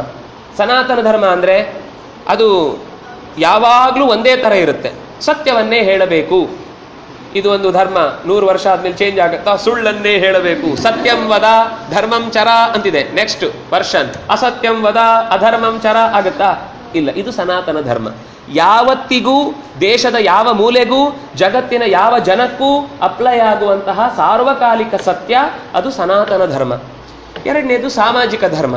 ಸಾಮಾಜಿಕ ಧರ್ಮ ಅಂದರೆ ಕೆಲವು ನಾವು ಮಾಡಿಕೊಂಡ ನಿಯಮಗಳು. ಈಗ ಗುಡ್ಡಗಾಡು ಪ್ರದೇಶದ ಜನರ ರೀತಿ ನಿಯಮಗಳೇ ಬೇರೆ ಇರ್ತವೆ. ಅದನ್ನು ನಾವು ಇಲ್ಲಿ ಅಪ್ಲೈ ಮಾಡಲಿಕ್ಕೆ ನಿಮ್ಗೆ ಎಲ್ಲದಕ್ಕಿಂತ ಸುಲಭವಾಗಿ ಅರ್ಥ ಆಗಬೇಕು ಅಂದರೆ, ವಿದೇಶದಲ್ಲಿ ಸ್ಟೇರಿಂಗ್ ಯಾವ ಕಡೆ ಇರುತ್ತೆ ಗಾಡಿಯಲ್ಲಿ? ರೈಟ್ ಸೈಡಲ್ಲಿ ಇರುತ್ತೆ. ಇಲ್ಲಿ ನೀವು ಅಲ್ಲಿ ಹೋಗಿ ಒಂದು 4 ದಿವಸ ಆಗಿ ಇಲ್ಲಿಗೆ ಬಂದ ಮೇಲೆ ಯಾಕೋ ಗಾಡಿ ಸರಿ ಇಲ್ಲ, ಉಲ್ಟಾ ಹೇಳಿದ್ವಾ? ಸರಿ ಇಲ್ಲ, ಇದು ತಪ್ಪು ಅಂತ ನೀವು ಸ್ಟೇರಿಂಗ್ ತೆಗೆದು ಈಗ ಸಿಕ್ಸಿ ಇಲ್ಲಿಂದನೇ ಓಡಿಸ್ಬೇಕು ಅಂತ ಮಾಡಿದ್ರೆ 4 ದಿವಸಕ್ಕೆ ಇವನಿರಲ್ಲ, ಎದ್ವಾ ತದ್ವಾ ಓಡಿಸಿ. ಆ ಕಾಲದ ಆ ದೇಶದ ನಿಯಮಗಳು ಬದಲಾಗ್ತಾ ಇರುತ್ತೆ. ಇನ್ನು ಸ್ವಲ್ಪ ದಿವಸಕ್ಕೆ ಹೋದ್ರೆ ಅವರಿಗೆ ಏನಾದರೂ ಅನ್ನಿಸಿ ಚೇಂಜ್ ಮಾಡಿದ್ರು ತಪ್ಪಿಲ್ಲ. ಈಗ ನೋಟು, ಒಂದು 6 ತಿಂಗಳ ಹಿಂದೆ ಇದ್ದ ನೋಟನ್ನು ಇವತ್ತು ತುಂಬಿಟ್ಕೊಂಡ್ರು ಕೂಡ ಅದು ಪೀಸ್ ಆಫ್ ಪೇಪರ್ಸ್ ಅಷ್ಟೇ ಅಲ್ವಾ? ತುಂಡು ಪೇಪರ್ಗಳು, ನೀವೇನು ಮಾಡಲಿಕ್ಕೂ ಆಗಲ್ಲ. ಇದು ಸಾಮಾಜಿಕವಾದ ನಿಯಮಗಳು. ಧರ್ಮ ಅಂದರೆ ಇದೇ ಅರ್ಥದಲ್ಲಿ ಬರುತ್ತೆ. ಒಂದು ಸಮಾಜ ಆ ಕಾಲಕ್ಕೆ ಏನು ಬೇಕೋ ಅದನ್ನು ನಿಯಮ ಮಾಡ್ಕೊಂಡು ಹೋಗುತ್ತೆ. ಇದು ಎಲ್ಲ ಕಾಲದಲ್ಲೂ ಒಂದೇ ರೀತಿ ಇರಲ್ಲ. 3ನೇದು ವೈಯಕ್ತಿಕ ಧರ್ಮ, ನಮ್ಗೆ ಸಂಬಂಧಪಟ್ಟದ್ದು. ಎಲ್ರಿಗೂ ಎಲ್ಲ ನಿಯಮಗಳನ್ನು ಅಪ್ಲೈ ಮಾಡ್ಲಿಕ್ಕಾಗಲ್ಲ. ಆಯಾ ಕಾಲಕ್ಕೆ ಚೇಂಜ್ ಆಗುತ್ತೆ. ಅಮ್ಮನಿಗೆ ಚೆನ್ನಾಗಿ ಗೊತ್ತಿರುತ್ತೆ ಯಾವ ಮಗುವಿಗೆ ಏನು ಕೊಡಬೇಕು, ಯಾವಾಗ ಕೊಡಬೇಕು, ಎಷ್ಟು ಕೊಡಬೇಕು, ಎಲ್ಲ ಗೊತ್ತಿರುತ್ತೆ. ಇದು ವೈಯಕ್ತಿಕವಾಗಿ ಆ ಮಗ ಹೊಟ್ಟೆ ಒಂದಕ್ಕೆ ಹಾಳಾಗಿರುತ್ತೆ, ಒಂದಕ್ಕೆ ಚೆನ್ನಾಗಿರುತ್ತೆ. ಒಂದಕ್ಕೆ ಗಂಜಿ ಹಾಕ್ತಾಳೆ, ಒಂದಕ್ಕೆ ಲಾಟ್ ಕೊಡ್ತಾಳೆ. ಅದು ಗಲಾಟೆ ಮಾಡುತ್ತೆ, ಅಮ್ಮನ ಮೇಲೆ ಕೋಪ ಬರುತ್ತೆ ಅದಕ್ಕೆ. ಆದರೆ ಅಮ್ಮ ಅದಕ್ಕೆ ಬೇಕಾದ್ದನ್ನು, ಹಾಗೆ ನಮಗೆ ಬೇಕಾದ್ದೇನು ಅಂತ ನಾವು ಅರಿತುಕೊಂಡು ನಮ್ಮ ವೈಯಕ್ತಿಕ ಧರ್ಮವನ್ನು ತಿಳ್ಕೊಳ್ಳೋದು ಉಂಟುಂಟಲ್ವಾ?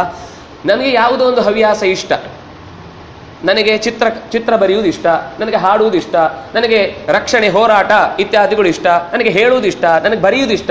ನಮಗೇನೋ ಒಂದು ಗುರುತಿದೆ, ನಮ್ಮ ಮಾತ್ರ ಗೊತ್ತಾಗುತ್ತದು. ಅಥವಾ ಕೆಲವೊಮ್ಮೆ ಇನ್ನೊಬ್ರು ಹೇಳಿದ್ದೆಲ್ಲ ಸ್ಟ್ರೈಕ್ ಆಗೋದು ಇರುತ್ತೆ, ಇರಬಾರ್ದು ಅಂತಿಲ್ಲ, ಅದು ಅಲ್ಲಿ ತನಕ ಹೊಳಿಯಲ್ಲ. ಅದಕ್ಕೆ ನಾವು ಹೆಚ್ಚು ಒತ್ತು ಕೊಟ್ಟು ಬೇರೆದ್ದನ್ನು ಬಿಟ್ಟು, ವೈರಾಗ್ಯ ಅಂದ್ರೆ ಏನು ಗೊತ್ತಾ? ಕಾಡಲ್ಲಿ ಹೋಗಿ ದಾಡಿ ಬಿಟ್ಕೊಂಡು ದಂಡ ಹಿಡ್ಕೊಂಡು ಕೂತ್ಕೊಳ್ಳೋದು ಅಂತ ಅರ್ಥ ಅಲ್ಲ. ಯಾವುದು ನಮ್ಮ ಲೈಫಿನ ಗೋಲು ಅದಕ್ಕೋಸ್ಕರ, ಗೋಲ್ ಅಲ್ಲದೇ ಇರುವ ಸಂಗತಿಗೋಸ್ಕರ ಮಾಡುವ ಸಮಯದ ವ್ಯಯವನ್ನು ಬಿಟ್ಟು ಅದಕ್ಕೋಸ್ಕರ ಟೈಮ್ ಕೊಡೋದು ಅಷ್ಟೇ. ಅದು ಒಳ್ಳೆಯ ದಾರಿ ಅನ್ನೋದು ಒಂದು ಕಡೆಯಿಂದ ಆದರೆ, ಅದು ಶಾಸ್ತ್ರದ ದಾರಿ. ನಮ್ಮನ್ನ ಈ ಜಗತ್ತಿಗೆ ತಂದವನ ಗುಪ್ತವಾದ ಸಂಗತಿ ಏನು ಅಥವಾ ತಂದವನ ಗುಟ್ಟು ಏನು, ಇದನ್ನು ತಿಳಿಯುವ ಪ್ರಯತ್ನ ಮಾಡುವುದಕ್ಕೆ ಹಾಕಿದರೆ ಅದು ದೊಡ್ಡ ವೈರಾಗ್ಯ ಆಗುತ್ತೆ.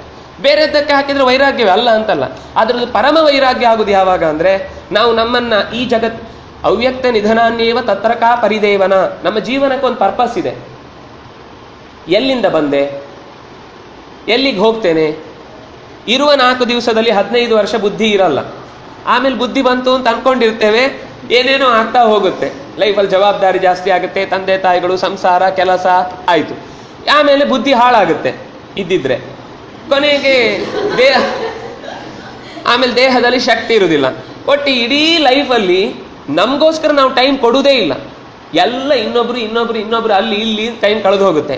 ಅದರ ಮಧ್ಯದಲ್ಲಿ ನಾವು ಯಾರು, ನಮ್ಮ ಗುರಿ ಏನು, ನಾವು ಎಲ್ಲಿಂದ ಬಂದ್ವಿ, ಯಾಕಾಗಿ ಬಂದ್ವಿ, ನನ್ನ ಜೀವನದ ಪರ್ಪಸ್ ಏನು ಅನ್ನುವ ತಿಳುವಳಿಕೆಗೋಸ್ಕರ ಒಂದಿಷ್ಟು ಟೈಮ್ ಸ್ಪೆಂಡ್ ಮಾಡ್ತೀವಲ್ವಾ, ಅದು ಆ ಸ್ಪೆಂಡ್ ಮಾಡ್ಲಿಕ್ಕೋಸ್ಕರ ಬೇರೆದನ್ನು ಬಿಡಬೇಕಲ್ಲ, ಅದು ವೈರಾಗ್ಯ.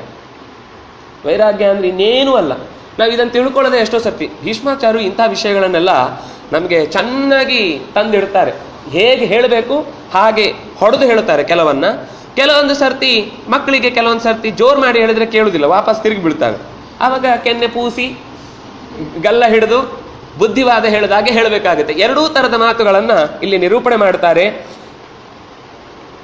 7 ಶ್ಲೋಕಾಸ್ತಥೈವಾತ್ರ 25 ಸಂಖ್ಯೆಯ ಒಟ್ಟು 300 ಅಧ್ಯಾಯಗಳಲ್ಲಿ ಶಾಂತಿ ಪರ್ವ ಇದೆ ಅಂತ ಹೇಳಿ, ಅತ ಊರ್ಧ್ವಂ ಚ ವಿಜ್ಞೇಯಂ ಅನುಶಾಸನಮುತ್ತಮಂ, ಮುಂದಿನ ಆನುಶಾಸನಿಕ ಪರ್ವ ಅಂತ ಮುಂದಿನ ಪರ್ವ. ಯಾನ್ ಬುದ್ಧ್ವಾ ಪುರುಷ ಸಮ್ಯಕ್ ಸರ್ವಜ್ಞತ್ವಂ ಅವಾಪ್ನುಯಾತ್. ಈ ಶಾಂತಿ ಪರ್ವ, ಅನುಶಾಸನ ಪರ್ವ ಮತ್ತು ಆಶ್ವಮೇಧಿಕ ಪರ್ವ ಅನ್ನು ಮೂರೂದಕ್ಕೂ ಸಂಬಂಧಪಟ್ಟಂತೆ ಹೇಳ್ತಾರೆ. ಯಾವುದನ್ನು ಚೆನ್ನಾಗಿ ತಿಳ್ಕೊಂಡ್ರೆ ಒಬ್ಬ ಮನುಷ್ಯ ಜಗತ್ತಲ್ಲಿ ಏನನ್ನು ತಿಳ್ಕೊಳ್ಳೇಬೇಕಿತ್ತು ಅಂತಿರುತ್ತೋ ಅದೆಲ್ಲವನ್ನು ತಿಳಿದವನಾಗ್ತಾನೆ. ಇದನ್ನು ತಿಳ್ಕೊಂಡ್ರೆ ಸಾರ್ವಜ್ಞತ್ವಂ ಅವಾಪ್ನುಯಾತ್.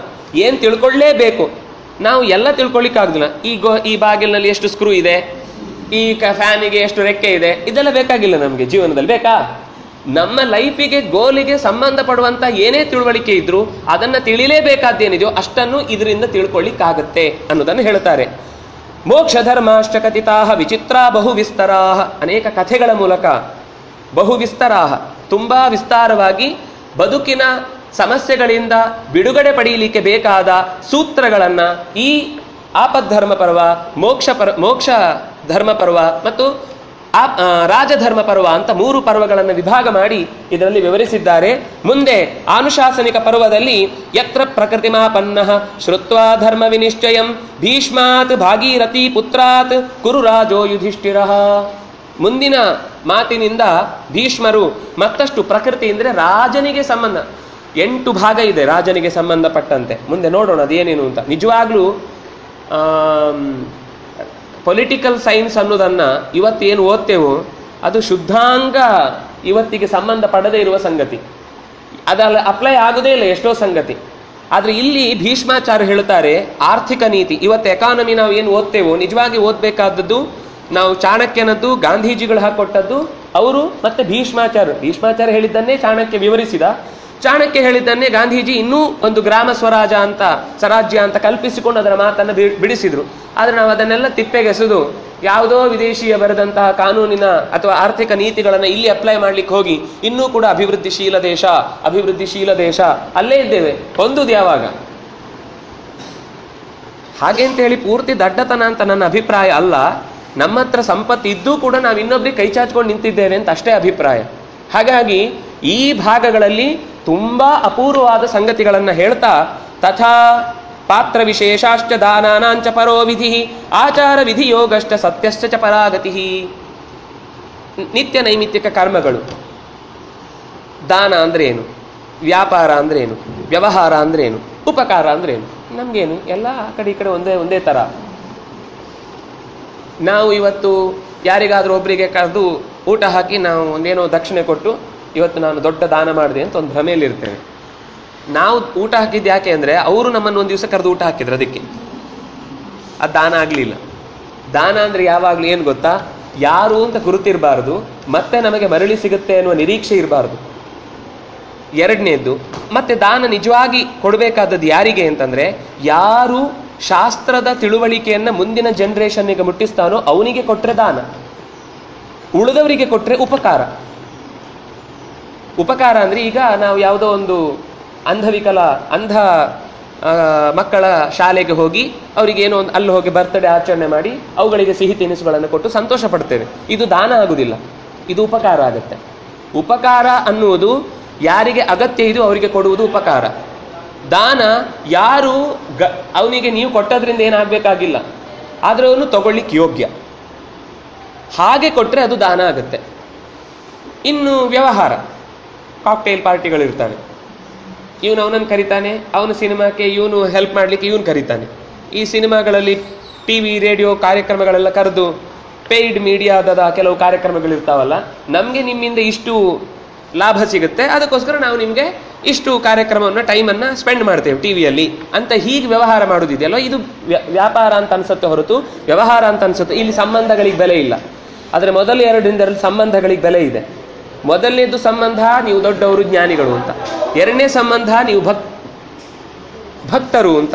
ಹೀಗೆ ಆ ಸಂಬಂಧದ ಬೆಳೆತನವನ್ನು ಮಾಡುವುದು ದಾನದ ಮುಖ್ಯ ಗುಣ, ಉಪಕಾರದ ಮುಖ್ಯ ಗುಣ ಅನ್ನೋದನ್ನು ಹೇಳಿ, ಸತ್ಯ ಅಂದ್ರೆ ಏನು, ಕ್ಷಮ ಅಂದ್ರೆ ಏನು, ಧೃತಿ ಅಂದ್ರೆ ಏನು, ಧೈರ್ಯ ಅಂದ್ರೆ ಏನು, ಸ್ಥೈರ್ಯ ಅಂದ್ರೆ ಏನು, ಶೂರ ಅಂದ್ರೆ ಯಾರು, ವೀರ ಅಂದ್ರೆ ಯಾರು, ಏನ್ರಿ ಎಲ್ಲ ಒಂದೊಂದೇ ಪದಗಳದ್ದು ಆ ಕಡೆ ಈ ಕಡೆದೆಲ್ಲ ಹೇಳ್ತಾ ಇದ್ದೀರಿ ಅಂತ. ಎಲ್ಲದಕ್ಕೂ ಬೇರೆ ಬೇರೆ ಅರ್ಥ ಇದೆ. ತುಂಬಾ ಚೆನ್ನಾಗಿ ಶಬ್ದಗಳ ಜಿಜ್ಞಾಸೆಯನ್ನ ಮಾಡ್ತಾ ಹೋಗ್ತಾರೆ. ನಮಗೆ ಸತ್ಯ ಅಂದ್ರೆ ಏನು, ಕಂಡದ್ದನ್ನು ಕಂಡ ಹಾಗೆ ಹೇಳುದು ಅಂತ. ಭೀಷ್ಮಾಚಾರ್ಯ ಹೇಳ್ತಾರಲ್ಲ, ಯತ್ ಸತಾಂ ಹಿತಮತ್ಯಂತಂ, ಕೃಷ್ಣನು ಹೇಳ್ತಾನೆ, ಯತ್ ಸತಾಂ ಹಿತಮತ್ಯಂತಂ ತತ್ಸತ್ಯಮ ವಿಧೀಯತೆ. ಯಾವುದು ಸಜ್ಜನರಿಗೆ ಹಿತವನ್ನು ತಂದು ಕೊಡುತ್ತೋ ಅದು ಸತ್ಯ. ದುಷ್ಟನಿಗೆ ನೀವು ಮಾಡಿದ ಪ್ರಾಮಾಣಿಕ ಕೆಲಸವೇ ಲೋಕಕ್ಕೆ ಅಪಾಯಕಾರಿ ಆಯಿತು ಅಂದರೆ ನೀವು ಮಾಡಿದ ತಪ್ಪು, ಸುಳ್ಳದು, ಅನ್ಯಾಯ, ಅದು ಒಳ್ಳೆಯದಾಗುವುದಕ್ಕೆ ಸಾಧ್ಯವೇ ಇಲ್ಲ. ಸತ್ಯ ಅನ್ನೋ ಶಬ್ದದಲ್ಲಿದೆ, ಸತ್ ಯ. ನಾನೇನೋ ನಿಮಗೆ ಬೇಡವಾದ ಒಂದು ಡೆಫಿನೇಷನ್ ಹೇಳ್ತಾ ಇಲ್ಲ ಅಂತ ಹೇಳ್ತಾರೆ ಅವರು. ಸಂಸ್ಕೃತದ ವಿಶೇಷ ಏನು ಗೊತ್ತಾ, ಯಾವಾಗಲೂ ಆ ಶಬ್ದದಲ್ಲೇ ಒಳಗೆ ಒಂದು ಗುಣ ಇದೆ. ನೀವು ಅದನ್ನು ಶಬ್ದ ಬಿಡಿಸಿದ್ರೆ ಸರಿ. ಎಟಮಾಲಜಿ ಗೊತ್ತಾಯಿತು ಅಂತಂದರೆ ನಾವು ಎಷ್ಟೋ ಸರ್ತಿ ದಾರಿ ತಪ್ಪೋದ್ರಿಂದ ತಪ್ಪಿಸ್ಕೊಳ್ಬಹುದು. ನಮಗೆ ಆ ಶಬ್ದ ಗೊತ್ತಿಲ್ಲದೆ ನಮ್ಮ ವೇದಾಂತ ಕೆಡುತ್ತೆ, ನಮ್ಮ ಶಾಸ್ತ್ರ ಕೆಡುತ್ತೆ, ನಮ್ಮ ಪಾರಿಭಾಷಿಕ ಚಿಂತನೆಗಳು ಕೆಡ್ತಾವೆ, ಎಲ್ಲ ಹೊರಗಿನ ಲೌಕಿಕ ವಿದ್ಯೆಯಲ್ಲೂ ನಾವು ಅದನ್ನು ಕೆಡಿಸಿದ್ದೇವೆ. ಆದರೆ ಅವರು ಹೇಳ್ತಾರೆ ಶಬ್ದದ ಒಳಗೆ ಪ್ರವೇಶ ಮಾಡಿದೆ. ನಿಮಗೆ ಹಿಂದೆನೂ ಬಹಳ ಬಾರಿ ಹೇಳಿದ್ದೇನೆ. ಈಗ ಮರ ಅಂತ ಪಾದಪಕ್ಕೆ ಹೆಸರು, ಪಾದಪಕ್ಕೆ ಮರ ಅಂತ ಹೆಸರು. ಯಾಕೆ? ಪಾದೈಹಿ ಪಿಬತೀತಿ ಪಾದಪಃ, ಕಾಲಿನಿಂದ ನೀರು ಕುಡಿಯತ್ತೆ. ಎಷ್ಟು ಚಂದದ ಅರ್ಥ ಅಲ್ವಾ? ಹಾಗಾದ್ರೆ ಅವರಿಗೆ ಮರಗಳಿಗೆ ಜೀವ ಇತ್ತು ಅಂತ ವೇದ ಕಾಲದ ಋಷಿಗಳಿಗೆ ಗೊತ್ತಿದೆ. ಕಾಲಿನಿಂದ ನೀರು ಕುಡಿಯುವ ಗುಣ. ಬಂಡೆ ತಲೆಯಿಂದ ನೀರು ಕುಡಿಯತ್ತೆ ಹೇಳ್ತೀವಾ? ಶಿರೋಪಹ ಇಲ್ಲ, ಪಾದಪಹ ಅಂತ ಮರಕ್ಕೆ ಹೆಸರು ಹೇಳ್ತೇವೆ. ಯಾಕೆಂದ್ರೆ ಕಾಲಿನಿಂದ ನೀರು ಯಾಕೆಂದ್ರೆ ಕಾಲು ಅಂತ ಯಾಕೆ ಹೇಳಿದ್ರೆ ಅದಕ್ಕೆ? ಇಡೀ ಮರ ನಿಂತಿರುವುದೇ ಆ ಬೇರಿನಿಂದ. ತಾಯಿ ಬೇರು ಅನ್ನೋದು ಅದಕ್ಕೆ ಕಾಲಿದ್ದ ಹಾಗೆ. ನಾವು ನಿಂತದ್ದು ಕಾಲಿನಿಂದ, ಆದ್ರೆ ಹಾಗೆ ಕಾಲಿಲ್ಲ ಅಂದ್ರೆ ನಿಲ್ಲುವುದು ಹೇಗೆ? ಅದರಿಂದಾಗಿ ನಿಲ್ಲುವುದಕ್ಕೆ ಮೂಲ ಆಧಾರ ಅದು ಮೂಲ ಅಂದ್ರೆ ಬೇರು. ಅದರಿಂದಾಗಿ ಅದಕ್ಕೆ ಪಾದಪಹ ಅಂತ ಹೆಸರು. ಹೀಗೆ ನೀವು ಮರಕ್ಕೆ ಎಷ್ಟು ಶಬ್ದ ಇದೆಯೋ ಅಷ್ಟೂ ಶಬ್ದ ಸಂಸ್ಕೃತದಲ್ಲಿ ತೆಗೆದು ಅದರ ಎಟಮಾಲಜಿ ನೋಡಿ, ಎಲ್ಲಾ ಶಬ್ದಗಳಿಂದಲೂ ಬೇರೆ ಬೇರೆ ಮರದ ಗುಣಗಳು ಗೊತ್ತಾಗ್ತವೆ. ಆದರೆ ಮರ ಅಂದ್ರೇನು? ಮರ ಅಂದ್ರೆ ಮರ. ಟ್ರೀ ಅಂದ್ರೇನು? ಟ್ರೀ ಅಂದ್ರೆ ಟ್ರೀ, TREE, ನೋ ಕ್ವೆಶ್ಚನ್. ಅಷ್ಟೇ, ಒಪ್ಕೊಳ್ಬೇಕು. ಒಪ್ಕೊಳ್ಳಿಲ್ಲ ಅಂದ್ರೆ ನೀವು ಫೇಲ್. ಸಂಸ್ಕೃತದಲ್ಲಿ ನೀವು ಹಾಗೆ ಮರ ಅಂದ್ರೆ, ಈಗ ಮರ ಅನ್ನುವ ಶಬ್ದವನ್ನು ಸಂಸ್ಕೃತಕ್ಕೆ ಜೋಡಿಸಿದ್ರೆ ಅರ್ಥ ಹೇಳ್ಬೋದು. ಏನು ಹೇಳಿ? ಅದು ಬೇರೆ. ಮರ ಅಂದ್ರೆ ಅಮರ ಅಂದ್ರೆ ಏನು? ಚಿರಂಜೀವಿ. ಇದು ಮರ, ಚಿರಂಜೀವಿ ಅಲ್ಲ, ಸಾಯತ್ತೆ ಅಂತ ಅರ್ಥ. ಸುಮ್ಮನೆ ತಮಾಷೆಗಳಿದಷ್ಟೇ. ಅಂದ್ರೆ ಮರಣಶೀಲ ಅಂತ ಅರ್ಥ ಮರ ಅಂದ್ರೆ ಆ ಅರ್ಥದಲ್ಲಿ. ಹಾಗೆ ಸಂಸ್ಕೃತದ ವೈಶಿಷ್ಟ್ಯಗಳನ್ನು ನಾವಿಲ್ಲಿ ಗಮನಿಸ್ತಾ ಹೋಗ್ಬೋದು. ಪ್ರತಿಯೊಂದು ಪದದ ವಿಶೇಷ ಏನು? ವೀರಹ, ಶೂರಹ, ನಾವು ಒಂದೇ ಪದ ಅಂದ್ಕೊಂಡಿದ್ದೇವೆ, ಎರಡೂ ಬೇರೆ ಬೇರೆ. ನಮಗೆ ಬಳಕೆಯಲ್ಲಿ ಹಾಡಿನಲ್ಲಿ ಎರಡೆರಡು ಸರ್ತಿ ಮೂರು ಸರ್ತಿ ರಿಪೀಟ್ ಮಾಡ್ತಾರೆ. ವೀರರಲ್ಲಿ ವೀರ, ಶೂರ ಶೂರ. ಹಾಗಂದ್ರೆ ಏನು ಅದೆಲ್ಲ ಗೊತ್ತಿಲ್ಲ ನಮಗೆ. ಡಿಕ್ಷನರಿಲಿ ಆ ಪದಗಳು ಸಿಕ್ಕಿದ್ವು. ರ 2 ಸರ್ತಿ ಪ್ರಾಸ ಇತ್ತು, ಕೇಳಲಿಕ್ಕೆ ಚೆನ್ನಾಗಿತ್ತು. 3 ಸಲ ಹೇಳಿದ್ರೆ ಅವನು ಇನ್ನೂ ಎದೆ ಉಬ್ಬಿಸಿ ಓಡ್ಲಿಕ್ಕೆ 4 ಸ್ಟೆಪ್ ಹಾಕ್ಲಿಕ್ಕೆ ಜಾಗ ಸಿಗುತ್ತೆ ಅಷ್ಟೇ. ಆದರೆ ಸಂಸ್ಕೃತದಲ್ಲಿ ಹಾಗಲ್ಲ. ವೀರ ಅಂದ್ರೆ ಕಾರ್ಯಾಂತಗಾಮಿ ವೀರ, ಕಾರ್ಯದ ಕೊನೆಯ ತನಕ ಹೋಗುವವ ವೀರ. ಕಾರ್ಯ ಹೇಗೆ ಮಾಡಬೇಕು ಅಂತ ತಿಳ್ಕೊಂಡಿದ್ದವ ಶೂರ. ಹಾಗಾಗಿ ಶೂರನಿಗಿಂತ ನೆಕ್ಸ್ಟ್ ಸ್ಟೆಪ್ ಅಲ್ಲಿರೋನು ವೀರ. ನಿಜವಾಗಿ ಶೂರ ಅಂದ್ರೆ ಶೌರ್ಯ ಇದೆ, ತಾಕತ್ತಿದೆ, ಎಲ್ಲ ತಿಳ್ಕೊಂಡಿದ್ದಾನೆ. ಆದ್ರೆ ಪುಕ್ಕ. ಉತ್ತರ ಕುಮಾರ ಶೂರ, ವೀರ ಅಲ್ಲ. ನನಗೆ ಗೊತ್ತಿತ್ತು, ಯುದ್ಧ ಚೆನ್ನಾಗಿ ಕಲ್ತಿದ್ದವನು, ಸಾಮಾನ್ಯ ಏನಲ್ಲ. ಆದ್ರೆ ಸೈನ್ಯ ನೋಡಿ ಬಡಬಡಾಯಿಸಿದ. ಅಯ್ಯೋ ಏನ್ ಮಾಡುದು, ಇಷ್ಟು ದೊಡ್ಡ ಸೈನ್ಯ, ಇದು ಸುಮ್ಮನೆ ಹೀಗೆ ಬಂದ್ರೆ ಕಾಲಡಿ ಬಿದ್ದು ನಾವು ಅದರ ಕಣನೂ ಸಿಗಲ್ಲ, ಅಷ್ಟು ಕ್ಷಣ ಮಾತ್ರದಲ್ಲಿ ನಾಶ ಆಗ್ತೇವೆ ಎಂದು ಭಯಪಟ್ಟ. ಮತ್ತೆ ಆ ಕಥೆ ಬೆಳೆಯಿತು ಬಿಡಿ. ಹಾಗೆ ಶೂರ ಮತ್ತು ವೀರ ಅನ್ನೋದಕ್ಕೆ ವ್ಯತ್ಯಾಸ ಇದೆ. ನಾವು ಎಲ್ಲ ಪದಗಳನ್ನು ಒಂದೇ ಕ್ರಮದಲ್ಲಿ ಬಳಸ್ತಾ ಹೋಗ್ತೇವೆ. ಹಾಗೆ ಮುಂದೆ ಹೇಳಿದ್ರು ಆಚಾರ ವಿಧಿಯೋಗಶ್ಚ. ಆಚರಣೆಗಳಲ್ಲಿ ಧರ್ಮದ ಆಚರಣೆ ಅಂತಂದ್ರೆ ಏನರ್ಥ? ಒಂದು ತಿಳ್ಕೊಳ್ಳಿ, ಧರ್ಮಶಾಸ್ತ್ರ ಯಾವತ್ತೂ ನಮ್ಮನ್ನ ಕಟ್ಟಿ ಹಾಕ್ಲಿಕ್ಕೋಸ್ಕರ ಇರುವುದಲ್ಲ. ನಾವು ಮತ್ತಷ್ಟು ಬೆಳೆದು ಚೆನ್ನಾಗಿ ಸಮಾಜದ ಜೊತೆಗೆ ಹೊಂದಿಕೊಳ್ಬೇಕು ಅನ್ನೋದಕ್ಕೋಸ್ಕರ ನಮ್ಮನ್ನ ಬೆಳೆಸುವ ನೀರದು. ನಾವು ಅದನ್ನ ತಪ್ಪು ತಿಳ್ಕೊಂಡು ಕಟ್ಟೆ ಹಾಕೊಂಡು ಹೊರಗಿನ ಏನೂ ವಿಷಯ ಬರದ ಹಾಗೆ ಒಳಗೆ ಒಣಗ್ತೇವೆ, ಹೊರಗಿಂದ ನೀರು ಬಂದ್ರೆ ಕಟ್ಟಿ ಕೂತಿದ್ದೇವೆ. ಕೊನೆಗೆ ಸ್ವೇಚ್ಛಾಚಾರವೇ ಧರ್ಮ ಅಂತ ಆಗಿ ಹೋಗಿ ಇವತ್ತು ಸ್ವಚ್ಛಂದ ಬದುಕೆ ಸರಿಯಾದ ಬದುಕು ಅನ್ನುವ ಭ್ರಮೆಗೆ ಈಡಾಗಿದ್ದೇವೆ. ಆದ್ರೆ ಧರ್ಮ ಅಂದ್ರೆ ಧರ್ಮೋ ಧಾರಯತೆ ಪ್ರಜಾಹ. ಯಾವುದರಿಂದಾಗಿ ಸಮಾಜ ಸ್ವಸ್ಥವಾಗಿ ಉಳಿಯುತ್ತೋ ಅದು ಧರ್ಮ. ನೀವು ಡೆಫಿನೇಷನ್ ಹೇಳಲಿಕ್ಕೆ ಬರುವುದಿಲ್ಲ. ಇಂಗ್ಲಿಷ್ನಲ್ಲಿ ಧರ್ಮ ಅಂದ್ರೆ ರಿಲಿಜನ್ ಅಂದ್ರೆ ಧರ್ಮ ಆಗುತ್ತೆ. ಆದರೆ ಧರ್ಮ ಅಂದ್ರೆ ರಿಲಿಜನ್ ಆಗಲ್ಲ. ಯಾಕೆಂದ್ರೆ ರಿಲಿಜನ್ ಅನ್ನೋದಕ್ಕೊಂದು ಚೌಕಟ್ಟಿದೆ, ಧರ್ಮ ಅನ್ನೋದಕ್ಕೊಂದು ಚೌಕಟ್ಟಿಲ್ಲ. ಒಬ್ಬ ಬೇಡುವವನು ಬಂದು ಕೇಳುವುದು ಧರ್ಮ ಮಾಡಿ, ರಿಲಿಜನ್ ಮಾಡಿ ಅಂತ ಕೇಳಲಿಕ್ಕಾಗತ್ತಾ? Please me give religion ಕೇಳಲಿಕ್ಕಾಗಲ್ಲ.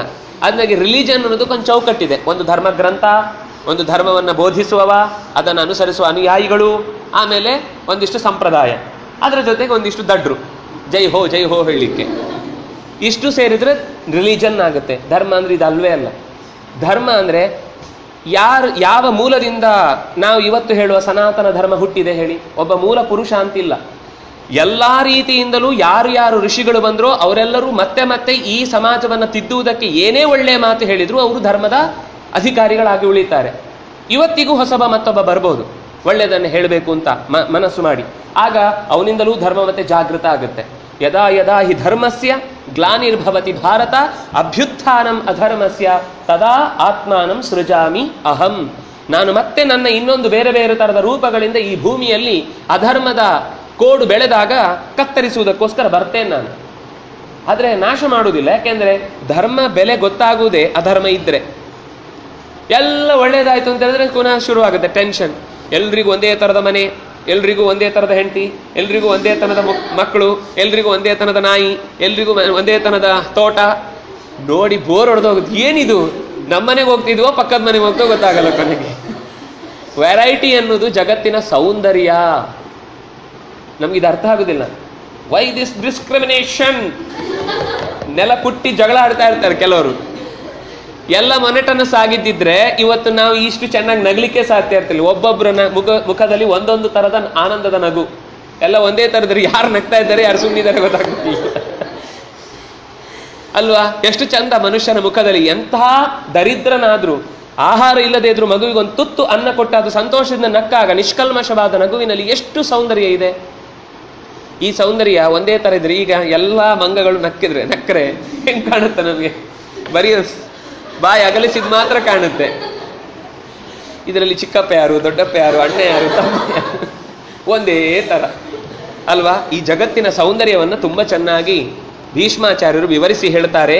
ಸಹಸ್ರಮೇಕಂ ಶ್ಲೋಕಾನಾಂ ಪಂಚಶ್ಲೋಕ ಶತಾನಿ ಚ ಷಡೇವಚ ತಥಾ ಶ್ಲೋಕಾ ಸಂಖ್ಯಾತಾಸ್ತತ್ವದರ್ಶಿನಾ. ಹೀಗೆ ತತ್ವದರ್ಶನವನ್ನ ಈ ಪದ್ಯಗಳಲ್ಲಿ ಮಾಡಿಸ್ತಾ ಅನೇಕ ಸಂಗತಿಗಳನ್ನು ಭೀಷ್ಮಾಚಾರ್ಯರು ಹೇಳ್ತಾರೆ. ಹೇಳಿ ಇದೇ ಪರ್ವದಲ್ಲಿ ತಮ್ಮ ಬದುಕನ್ನ ಮುಕ್ತಾಯ ಮಾಡ್ತಾರೆ. ಭೀಷ್ಮಶ್ಚ ಅತ್ರೈವ ಸಂಪ್ರಾಪ್ತಿ ಸ್ವರ್ಗಸ್ಯ ಪರಿಕೀರ್ತಿತ. ಇಲ್ಲಿಂದ ಅವನು ಸ್ವರ್ಗಕ್ಕೆ ಹೋಗ್ತಾನೆ. ಇಷ್ಟು ದೊಡ್ಡ ಜ್ಞಾನಿಯಾಗಿ ಕೊನೆಯ ಕಾಲಕ್ಕೆ ಅವನಿಗೆ ಕೃಷ್ಣನನ್ನ ಹೊಡೆದು ಅವನ ಮೈಯಲ್ಲಿ ರಕ್ತ ಬಂದ ರೂಪ ನೆನಪಾಯ್ತು ಅವನಿಗೆ. ಕೃಷ್ಣನ ಚಂದದ ರೂಪ ನೆನಪಾಗ್ಲಿಲ್ಲ. ಕೃಷ್ಣ ಅಷ್ಟೊತ್ತು ಕೂತಿದ್ದ, ಕಣ್ಮುಚ್ಚಿದಾಗ ಅವನು ನೆನಪಾಗಿದ್ದು ಅವನಿಗೆ ಜೀವನದಲ್ಲಿ ದೊಡ್ಡ ಘಾಸಿ ಕೊಟ್ಟ ಕ್ಷಣ ಅದು. ಯಾಕೆಂದ್ರೆ ಕೃಷ್ಣನ ಹತ್ರ ಶಸ್ತ್ರ ಹಿಡಿಸ್ತೇನೆ ಅಂತ ಒಂದು ಪ್ರತಿಜ್ಞೆ ಮಾಡಿದ. ಕೃಷ್ಣ ಒಂದು ಪ್ರತಿಜ್ಞೆ ಮಾಡಿದ, ನಾನು ಶಸ್ತ್ರ ಹಿಡಿಯುವುದಿಲ್ಲ ಅಂತ. ಇವನಿಗೆ ಕೃಷ್ಣ ಶಸ್ತ್ರ ಹಿಡಿಯುವುದಿಲ್ಲ ಅಂದ್ರೆ ನಾನು ಕೃಷ್ಣ ಹತ್ರ ಶಸ್ತ್ರ ಹಿಡಿಸ್ತೇನೆ ಅಂತಂದ. ಅವನ ಮೈ ಮೇಲೆ ಬಾಣಗಳನ್ನು ಬಿಟ್ಟ, ಆ ಕವಚಗಳೆಲ್ಲ ಕತ್ತರಿಸಿ ರಕ್ತ ಬರುವ ಹಾಗೆ ಅವನಿಗೆ ಕಂಡಿತು. ಕೋಪದಿಂದ ರಥದ ಚಕ್ರವನ್ನೇ ಹಿಡಿದುಕೊಂಡು ಹೋಗಿ ಹೊಡಿಬೇಕು ಅಂತ ನಿಂತ. ಕೊನೆಗೆ ಭೀಷ್ಮ ಶಸ್ತ್ರವನ್ನು ತ್ಯಾಗ ಮಾಡಿ ಸುಮ್ಮನೆ ನಿಂತ, ಹೊಡಿಯಪ್ಪ ಅಂತ. ಕೃಷ್ಣನಿಗೆ ಹಾಗೆ ಉದ್ದೇಶ ಇದ್ದದ್ದು ಏನು ಅಂದ್ರೆ, ಅವನು ಶಸ್ತ್ರ ಹಿಡಿಯುವುದಿಲ್ಲ, ಹಿಡಿಸ್ತೇನೆ ಅಂತ ಹೇಳಿದ್ನಲ್ವಾ. ನಾನು ಹಿಡಿಯುವುದಿಲ್ಲ ಅಂತ ಹೇಳಿದ್ರು ಅವನು ಹಿಡಿಸ್ತೇನೆ ಅಂತ ಹೇಳಿದ ಮಾತು ಸತ್ಯ ಆಗ್ಬೇಕು. ಸತ್ಯಂ ವಿಧಾತುಂ ನಿಜ ಭೃತ್ಯ ಭಾಷಿತಂ, ತನ್ನ ಭಕ್ತರ ಮಾತು ಸತ್ಯ ಆಗ್ಬೇಕು ಅಂತ ಶಸ್ತ್ರ ಹಿಡಿದ. ನೋವಾಯ್ತಾಗ ಭೀಷ್ಮಾಚಾರ್ಯರಿಗೆ. ದೇವರತ್ರನೇ ನನಗೋಸ್ಕರ ಅವನ ಪ್ರತಿಜ್ಞೆಯನ್ನು ಮೀರಿಸುವ ಹಾಗೆ ಮಾಡಿದ್ನಲ್ವಾ, ಅವನ ಮೈಗೆ ಬಾಣಗಳನ್ನು ಬಿಟ್ಟು ಕೋಪ ಬರಿಸಿದ್ನಲ್ವಾ ಅಂತ ಅದು ಅಲ್ಲಿ ಸ್ಟ್ರೈಕ್ ಆಗಿತ್ತು. ಸಾಯುವಾಗ ಅದೇ ನೆನಪಾಯಿತು. ಜೀವನದಲ್ಲಿ ನಾವು ಏನು ಒಳ್ಳೆ ಕೆಲಸ ಮಾಡಿರ್ತೇವೋ ಅದು ಕೊನೆಯ ಕಾಲಕ್ಕೆ ನೆನಪಾದರೆ ಅದು ಮುಂದುವರಿಯುತ್ತೆ. ತ್ಯಜತ್ಯಂತೆ ಕಳೇಬರಂ ತಂ ತಮೇವೈತಿ ಕೌಂತೇಯ, ಕೃಷ್ಣ ಹೇಳಿದ. ಯಾರು ಸಾಯುವ ಹೊತ್ತಿಗೆ ಏನನ್ನ ನೆನಪಿಸಿಕೊಂಡು ಸಾಯ್ತಾನೋ ಮುಂದಿನ ಜನ್ಮ ಅಲ್ಲೇ ದಾಖಲೆ ಆಯಿತು ಅಂತ. ಅಲ್ಲ, ನಾನು ಸಾಯುವಾಗ ಒಳ್ಳೆಯದನ್ನು ನೆನಪಿಸ್ಕೊಳ್ತೇನೆ ಅಂದರೆ ಆಗಲ್ಲ ಅಂತಾರೆ. ಸಾಯುವಾಗ ಅವನಿಗೆ ಒಲೆ ಮೇಲಿಟ್ಟ ಹಾಲು ನೆನಪಾಗ್ಬಿಡುತ್ತೆ, ಉರಿದು ಉಕ್ಕಿ ಹರಿದು ಹೋಗ್ಬಿಡುತ್ತೆ ಅಂತ. ಸರಿ, ಯಾವುದೋ ದನ ಆಗ್ಬಿಡ್ತಾನೆ. ಅಥವಾ ನಾಯಿ ಬೊಗಳಿದಾಗ ಏನು ಚೈನ್ ಹಾಕಿ ಕಟ್ಟಿದ್ದೀರಿ, ಪ್ರಾಣ ಹೋಗ್ಬಿಡುತ್ತೆ. ಅವ್ನು ನೆನಪಿಸ್ಕೊಳ್ತಾನೆ, ಏನೋ ಒಳ್ಳೇದು ನೆನಪಿಸ್ಕೊಳ್ಬೇಕಾಗಲ್ಲ, ಪ್ರಾಣ ಹೋಗೋ ಗೊತ್ತಿರುತ್ತಾ ಯಾವ ಕ್ಷಣದಲ್ಲಿ ಹೋಗುತ್ತೆ ಅಂತ. ಆ ಕ್ಷಣಕ್ಕೆ ಏನು ನೆನಪಾಗುತ್ತೆ.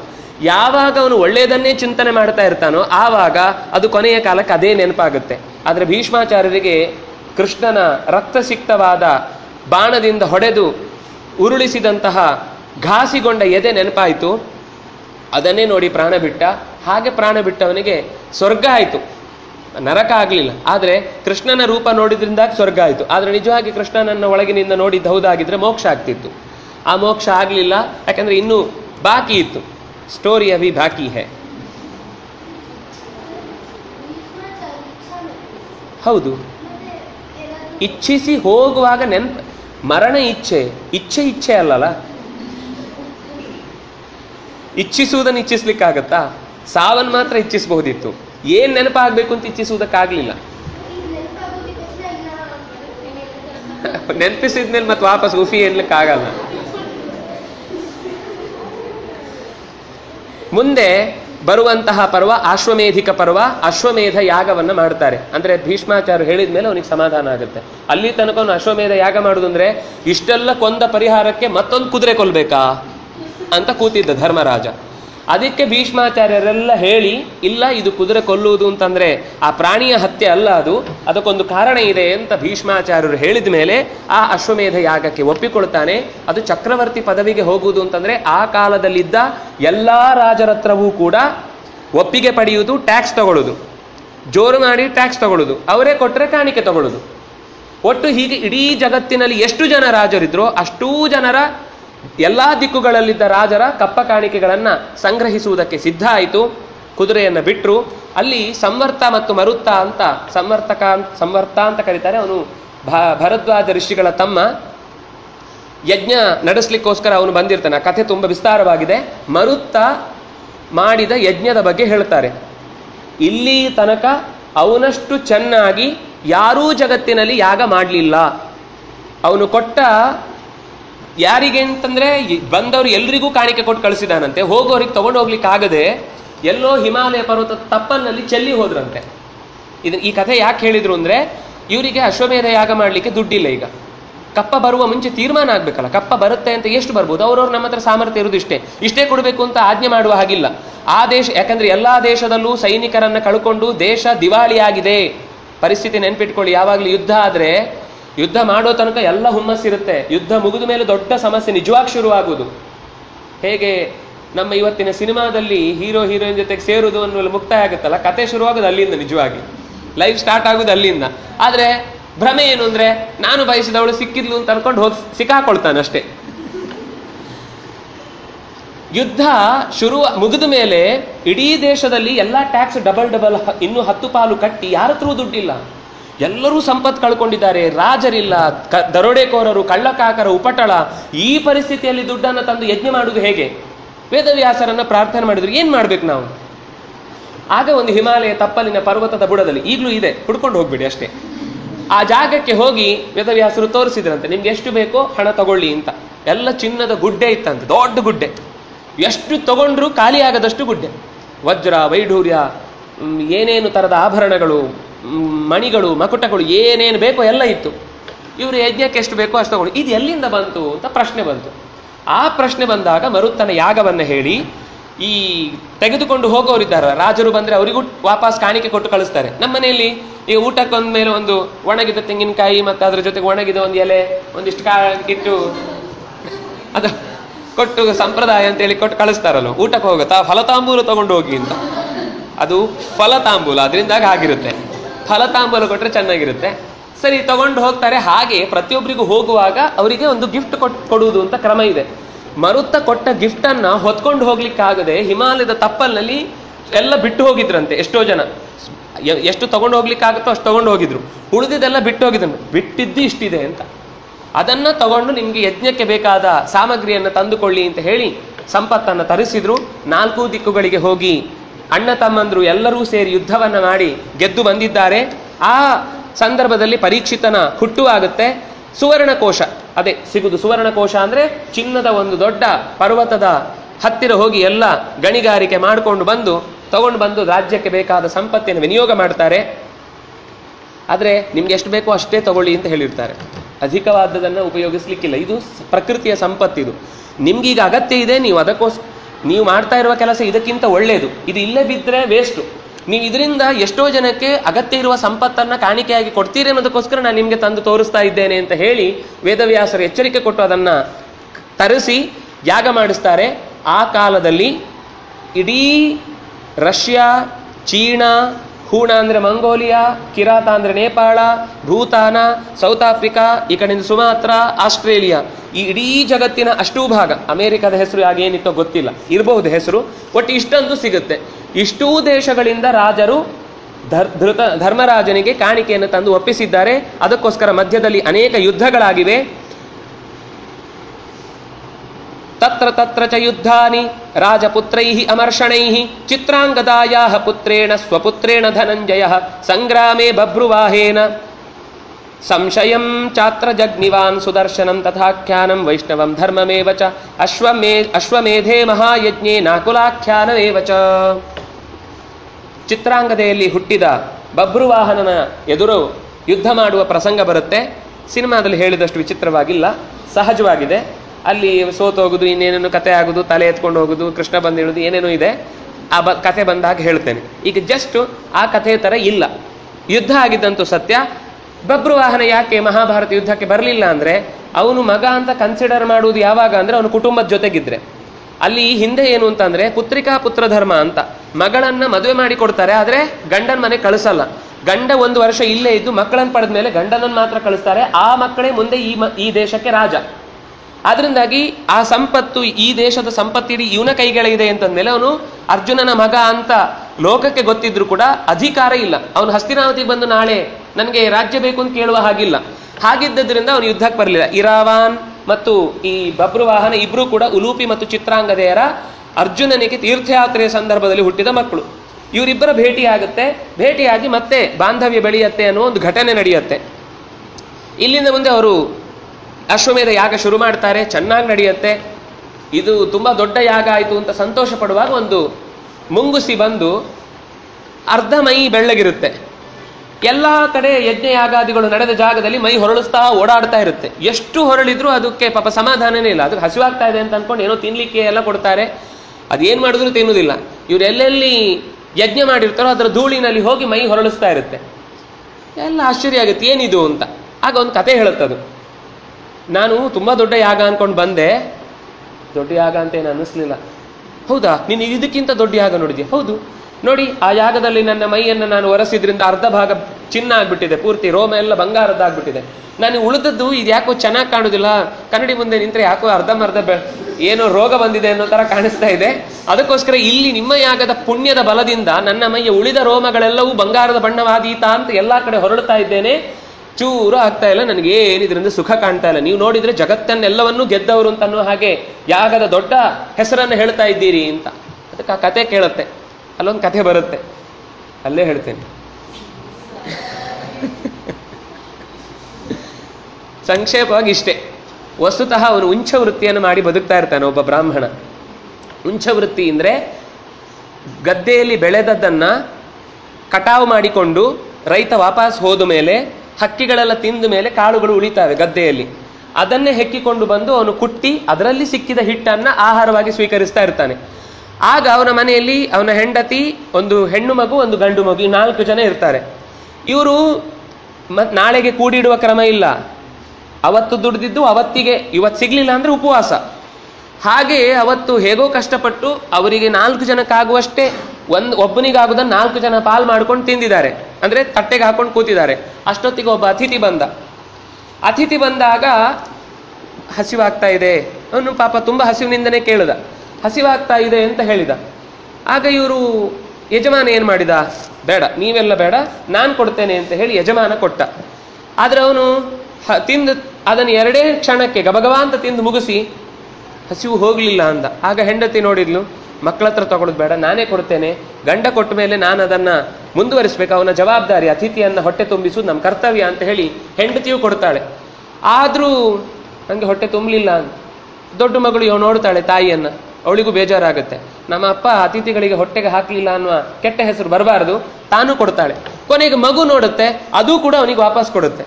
ಅವನು ಎಲ್ಲವನ್ನು ತಿನ್ನುವಾಗ ಹಿಟ್ಟುಗಳೆಲ್ಲ ಉದುರಿತ್ತಲ್ಲ, ಆ ಉದುರಿದ ಭಾಗಕ್ಕೆ ಇದೇನೋ ಅಲ್ಲೇ ಓಡಾಡಿಕೊಂಡು ಬರ್ಲಿಕ್ಕೋಸ್ಕರ ಹೋದದ್ದು ಹಿಟ್ಟಿನ ಮೈ ಮೇಲೆ ಓಡಾಡಿದ ಜಾಗ ಎಲ್ಲ ಬಂಗಾರ ಆಗ್ಬಿಡುತ್ತೆ. ತುಂಬಾ ಖುಷಿ ಆಗ್ಬಿಡುತ್ತೆ. ಮತ್ತು ನೋಡುತ್ತೆ ಪಾಪ ಅವ್ರು ಇದ್ದದ್ದೇ ಚೂರಲ್ಲಿ ಹಿಟ್ಟು ಮಿಕ್ಕಿರುತ್ತೆ. ಕೊನೆಗೆ ನೋಡಿದ್ರೆ ಧರ್ಮದೇವತೆ ಅವರನ್ನ ಪರೀಕ್ಷೆ ಮಾಡ್ಲಿಕ್ಕೋಸ್ಕರ ಬಂದಿದ್ದ ಅತಿಥಿಯ ರೂಪದಲ್ಲಿ.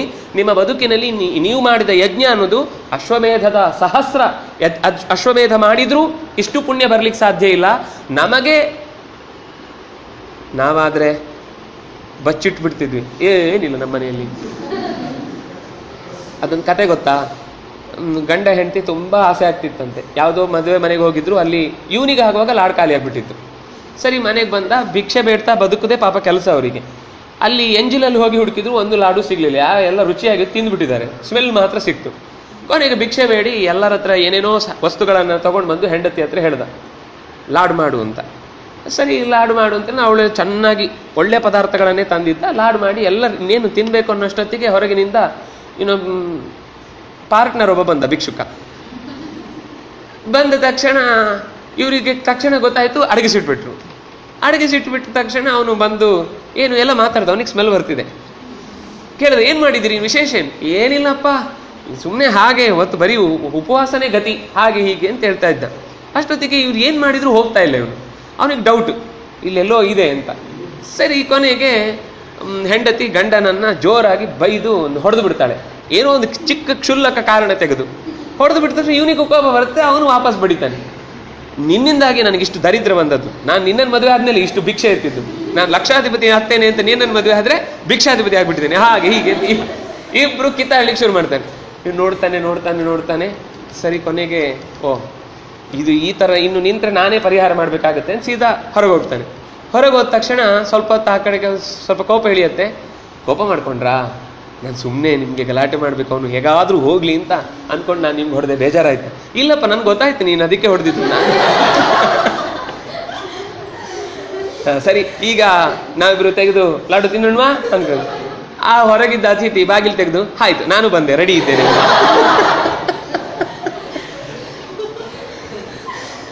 ಅಂದ್ರೆ ತ್ಯಾಗ ಅನ್ನೋದು ಇಲ್ಲದೆ ಇದ್ರೆ ಯಾವತ್ತೂ ಅದು ನಮ್ಮ ಕೈಗೆ ದಕ್ಕುವುದೇ ಇಲ್ಲ.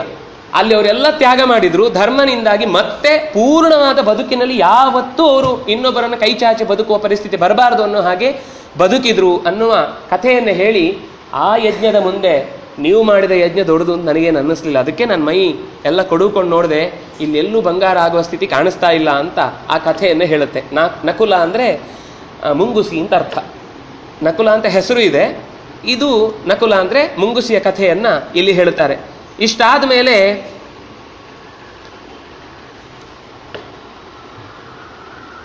ತತಸ್ತ್ವಾಶ್ರಮವಾಸಾಖ್ಯಂ ಪರ್ವ 15 ಸ್ಮೃತಂ ಯತ್ರ ರಾಜ್ಯಂ ಸಮುತ್ಸೃಜ್ಯ ಗಾಂಧಾರ್ಯಾ ಸಹಿತೋ ನೃಪಃ ಧೃತರಾಷ್ಟ್ರೋಶ್ರಮ ಪದಂ ವಿದುರಶ್ಚ ಜಗಾಮಃ ಯಂ ದೃಷ್ಟ್ವಾ ಪ್ರಸ್ಥಿತಂ ಸಾಧ್ವಿ ಪಥ್ಯಾ ಪೃಥಾಪಿ ಅನುಯಯೌ ತದಾ. ಆಯಿತು, ದಿವಸ ಕಳೆಯಿತು. ನಾವು ಹೇಳ್ತೇವೆ ಯಾವಾಗಲೂ ಪಾಂಡವರು ತುಂಬ ಕಷ್ಟಪಟ್ಟರು ಅಂತ. ಆದರೆ ವಸ್ತುತಃ ಮುಂದೆ ಮತ್ತೆ 36 ವರ್ಷ ಅವರು ರಾಜ್ಯಭಾರ ಚೆನ್ನಾಗಿ ಮಾಡಿದ್ದಾರೆ, ತುಂಬ ಸಂತೋಷದಿಂದ ಮಾಡಿದ್ದಾರೆ. ಅದರ ಮಧ್ಯದಲ್ಲಿ ಸುಮಾರು 2-3 ವರ್ಷ ಆಗಿರಬಹುದು ಕುಂತಿ ರಾಜಮಾತೆಯಾಗಿ. ಅಷ್ಟು ಹೊತ್ತಿಗೆ ಈ ಪ್ರತಿ ದಿವಸ ಮನೆಯಲ್ಲಿ ಧೃತರಾಷ್ಟ್ರ ಅಡಿಗೆ ಮನೆಗೆ ಹೋಗಿ ಇವತ್ತೇನು ಮೆನು, ಇವತ್ತೇನು ತಿಂಡಿ, ಇವತ್ತೇನು ಊಟಕ್ಕೆ, ಇವತ್ತೇನು ಕಾಯಿ ಪಲ್ಲೆ ಅಂತ ಕೇಳ್ತಾ ಇದ್ದಂತೆ. ಭೀಮಸೇನ ಊಟ ಹಾಕುವಾಗ ಅವನ ಮನೆಯಲ್ಲಿ ಅಡಿಗೆ ಮನೆ ಜವಾಬ್ದಾರಿ ಎಲ್ಲ ಅವನ ಅಡಿಗೆ ಅಂದರೆ ಅದು ಭೀಮಪಾಕ ಅಂದರೆ ನಳ ಮಹಾರಾಜ ಒಬ್ಬ ಬಿಟ್ಟರೆ ನೆಕ್ಸ್ಟ್ ಭೀಮಸೇನಂದೇ ಹೆಸರು ಬರೋದು. ತುಂಬ ಚೆನ್ನಾಗಿ ಅಡಿಗೆ ಮಾಡ್ತಿದ್ದ, ಅದರಿಂದಾಗ ಅವನಿಗೆ ನಾಲಿಗೆ ರುಚಿ ಜಾಸ್ತಿ ಆಗ್ತಾ ಹೋಗಿತ್ತು. ಅವನು ಹಾಕುವಾಗ ಏನು ಮಾಡ್ತಿದ್ದ ಅಂದರೆ, ನಿನಗೆ ನಾನು ಅನ್ನ ಹಾಕ್ತಾ ಇದ್ದೇನೆ ತಗೋ, ಯಾವ ಕೈಯಿಂದ ಅನ್ನ ಹಾಕ್ತಾ ಇದ್ದೇನೆ ಗೊತ್ತಾ, ನಿನ್ನ ಈ 100 ಜನ ಮಕ್ಕಳನ್ನು ಕೊಂದ ಕೈಯಿಂದಲೇ ಅನ್ನ ಬಡಿಸ್ತಾ ಇದ್ದೇನೆ ತಗೋ ಅಂತ ಹಾಕ್ತಿದ್ದ. ಅವನು ಪ್ರತಿ ಸರ್ತಿ ಉಣ್ಣುವಾಗ ಮಕ್ಕಳ ಸಾವನ್ನು ನೆನಪಿಸ್ಕೊಂಡೇ ಇನ್ನೂ ದುಃಖ. ಒಂದು ದಿವಸ ವಿದುರನ ಹತ್ರ ಬಂದು ಹೇಳ್ತಾನೆ, ನೋಡಪ್ಪ ಹೀಗೆ ಅವನು ನನ್ನನ್ನು ಪ್ರತಿ ಸರ್ತಿ ಹಂಗಿಸಿ ಊಟ ಹಾಕ್ತಾನೆ, ನಾನು ಏನು ಮಾಡಬೇಕು ಅಂತ ಗೊತ್ತಾಗ್ತಾ ಇಲ್ಲ. ಆಗ ವಿದುರ ಅವನನ್ನು ಸಮಾಧಾನ ಮಾಡ್ತಾನೆ. ನೋಡು, ನಿನ್ನ ಒಳ್ಳೆಯದಕ್ಕೆ ಹೇಳ್ತಾ ಇದ್ದಾನವನು. ಖಂಡಿತ ನೀನು ಈಗ ವಾನಪ್ರಸ್ಥಾಶ್ರಮಕ್ಕೆ ಹೋಗಬೇಕಾದ ಟೈಮ್, ನಿನಗೆ ಎಲ್ಲ ಗೊತ್ತಾಗಿದೆ, ಬದುಕಿನಲ್ಲಿ ಯಾವುದು ಪೂರ್ಣ ಸತ್ವ ಇಲ್ಲ ಇಲ್ಲಿ, ನಿನ್ನ ಅಂತರಂಗದ ಸಾಧನೆ ಮಾಡಿಕೊಳ್ಬೇಕು. ನಿನಗೆ ಎಷ್ಟು ಜನ ಜ್ಞಾನಿಗಳು ಬಂದು ಉಪದೇಶ ಮಾಡಿದ್ದಾರೆ, ಅದನ್ನು ಯಾವತ್ತು ಪಾಲನೆ ಮಾಡುವುದು. ವಸ್ತುತಃ ಒಳ್ಳೆಯ ಕೇಳುಗ ಧೃತರಾಷ್ಟ್ರ ವಿದುರನ ನೀತಿ, ಸನತ್ ಸುಜಾತರು, ಭೀಷ್ಮಾಚಾರ್ಯರು, ವೇದವ್ಯಾಸರು, ಯಾರ್ಯಾರು ಜ್ಞಾನಿಗಳು ಬರ್ತಾರೋ ಅವ್ರ ಹತ್ರ ಎಲ್ಲ ಪಾಠ ಕೇಳಿದ್ದಾನೆ, ಬೇಕಾದ್ದೆಲ್ಲ ತಿಳ್ಕೊಂಡಿದ್ದಾನೆ. ಆದರೆ ಮಕ್ಕಳ ಒಂದು ಸಂಬಂಧದಿಂದಾಗಿ ಆ ಒಳ್ಳೆಯತನವನ್ನು ಎಲ್ಲೂ ಅಪ್ಲೈ ಮಾಡ್ಲಿಕ್ಕೆ ಆಗಿರಲಿಲ್ಲ.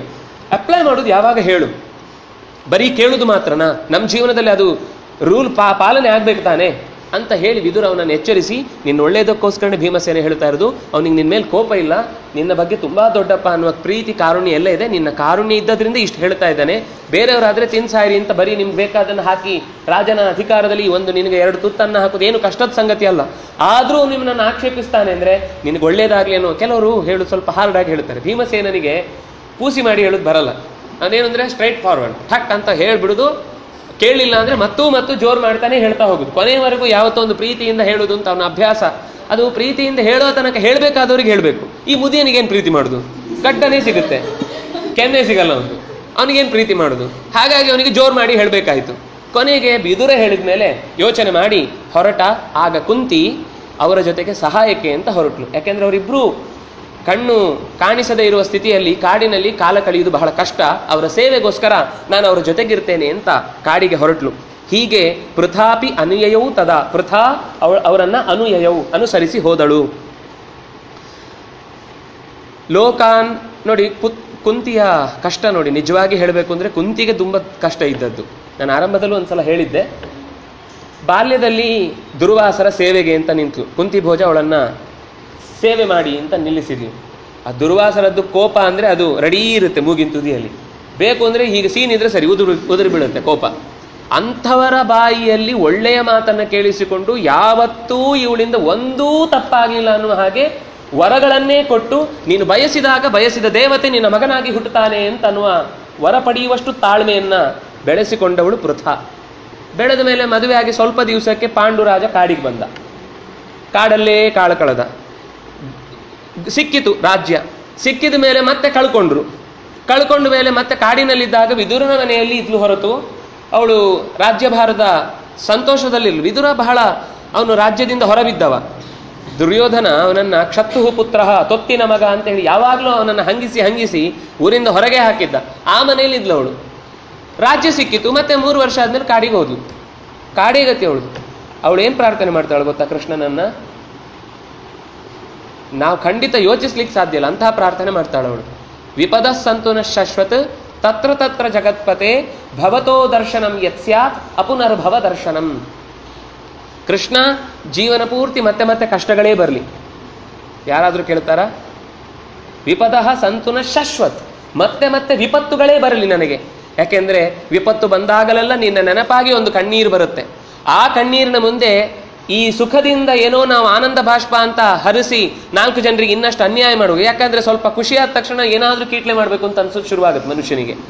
ಅದರಿಂದಾಗಿ ಕಷ್ಟ ಇದ್ದಾಗ ನಾವು ಹೇಗೆ ಸರಿ ಮಾಡ್ಕೊಳ್ಬೇಕು ಅಂತ ದೇವರನ್ನು ನೆನಪಿಸಿಕೊಳ್ಳುತ್ತೇವೆ. ಸಂಕಟ ಬಂದಾಗ ವೆಂಕಟರಮಣ ಅಂತ. ಅದರಿಂದಾಗಿ ಹಾಗಲ್ಲ ಅವಳು ಕೇಳಿದ್ದು, ನಿನ್ನ ನೆನಪಾಗಿ ಮತ್ತಷ್ಟು ಒಳ್ಳೆಯ ದಾರಿಯಲ್ಲಿ ಹೋಗ್ಲಿಕ್ಕೆ ನನಗೆ ಅನುಕೂಲ ಆಗುತ್ತೆ, ಅದರಿಂದಾಗಿ ನನಗೆ ಕಷ್ಟವೇ ಬರಲಿ ಅಂತ ಕಷ್ಟವನ್ನು ಅನುಭವಿಸಿದವಳು ಕೇಳಿದ್ದು. ಬೇರೆಯವರಾದ್ರೆ ಎಲ್ಲೋ ಕೆಲವೊಮ್ಮೆ ಗೊತ್ತಿಲ್ಲ, ಅದು ಏನು ಅಂತ ಗೊತ್ತಿಲ್ಲದೆ ನಂಗೂ ಬೇಕು ಅಂತ ಕೆಲವರು ಕೇಳೋದಿರುತ್ತೆ. ಅವ್ರೇನಾದ್ರೂ ಕೇಳಿದ್ರೆ ನಂಗೂ ಒಂದಿರ್ಲಿ ಅಂತ. ಅವ್ರು ಏನೋ ಒಂದು ತಲೆಗೆ ಏಟ್ಬೇಕು ಅಂದ್ರೆ ಅದು ಬೇಕು ಅಂತಾರೆ, ಏನು ಅಂತ ಅರ್ಥ ಗೊತ್ತಿಲ್ಲದೇನು. ಹಾಗೆ ಕೇಳಿದ್ದಲ್ಲ ಪೃಥಾ ಅದನ್ನು ಅನುಭವಿಸಿ ಕೊನೆಗೂ ಆ ಕಷ್ಟದಲ್ಲಿ ಸುಖ ಇದೆ, ಅದನ್ನು ಎದುರಿಸುವ ಆತ್ಮಧೈರ್ಯ ಆತ್ಮಸ್ಥೈರ್ಯ ಅನ್ನೋದು ಬೆಳೆದು ಭಗವಂತನ ದರ್ಶನಕ್ಕೆ ಯಾವಾಗಲೂ ಬಹಳ ದೂರದ ತನಕ ಹೋಗಿ ಒಂದು ವಸ್ತುವನ್ನು ನೋಡಿದರೆ, ಆವಾಗೊಂದು ಬೆಟ್ಟದ ತುದಿಗೆ ಹತ್ತಿ ಹೋದರೆ ಆಗ ಒಂದು ಸಂತೋಷ ಇದೆ, ಅಲ್ಲದು ಬೇರೆ. ಸೀದಾ ಹೆಲಿಕಾಪ್ಟರ್ಲ್ಲಿ ಹೋಗಿ ಉದುರಿ ಬಿದ್ದರೆ ಯಾವ ಖುಷಿನೂ ಗೊತ್ತಾಗಲ್ಲ. ಈಗ ತಿರುಪತಿಯಲ್ಲಿ ದರ್ಶನ ಆಗುವುದಕ್ಕೆ ಮೊದಲು ಒಂದು 4-5 ಬೋನಿನಲ್ಲಿ ಬಿದ್ದು ತಪ್ಪಿಸಿಕೊಂಡು ಕೊನೆಗೆ ಸಂಜೆ ಹೊತ್ತೊತ್ತಿಗೆ ದೇವ್ರ ದರ್ಶನ ಆದರೆ ಒಂದು ಆನಂದವೇ ಆನಂದ, ಮತ್ತೆ ಮರ್ತೋಗಲ್ಲ. ಸೀದಾ ತಗೊಂಡೋಗಿ ನಿಮ್ಗೆ ಹೆಬ್ಬಾಗಿಲಿನಲ್ಲಿ ಒಳಗೆ ಬಿಟ್ರು ಅಂದರೆ ಎಲ್ಲಿ ನೋಡಿದ್ರಿ ಅಂತ ಗೊತ್ತಾಗುವಷ್ಟರಲ್ಲಿ ನೀವು ಮುಂದೆ ಜರಗಂಡಿನ ತಳ್ಳಿ ಇನ್ಯಾರ್ದೋ ಮುಖದ ಮುಂದೆ ಇರ್ತೀರಿ ನೀವು. ಹಾಗೆ ಕಷ್ಟಪಟ್ಟು ಒಂದನ್ನು ಪಡೆದಾಗ ಸಿಗುವ ಸುಖ ಇದೆಯಲ್ವಾ, ಹಾಗೆಂತೇಳಿ ಕಷ್ಟ ಪಡಿ ಅಂತ ಹೇಳ್ತಾ ಇರೋದಲ್ಲ. ಕಷ್ಟವನ್ನು ಎದುರಿಸಬೇಕು, ಕಷ್ಟವನ್ನು ಸಹಿಸಬೇಕು ಅಂತ ಅಷ್ಟೇ ಹೇಳುದು. ಬೇಕು ಅಂತ ಕಷ್ಟ ತಗೊಂಡು ಬಂದು ತಲೆ ಮೇಲೆ ಹಾಕೊಳ್ಳಿ ಅಂತಲ್ಲ.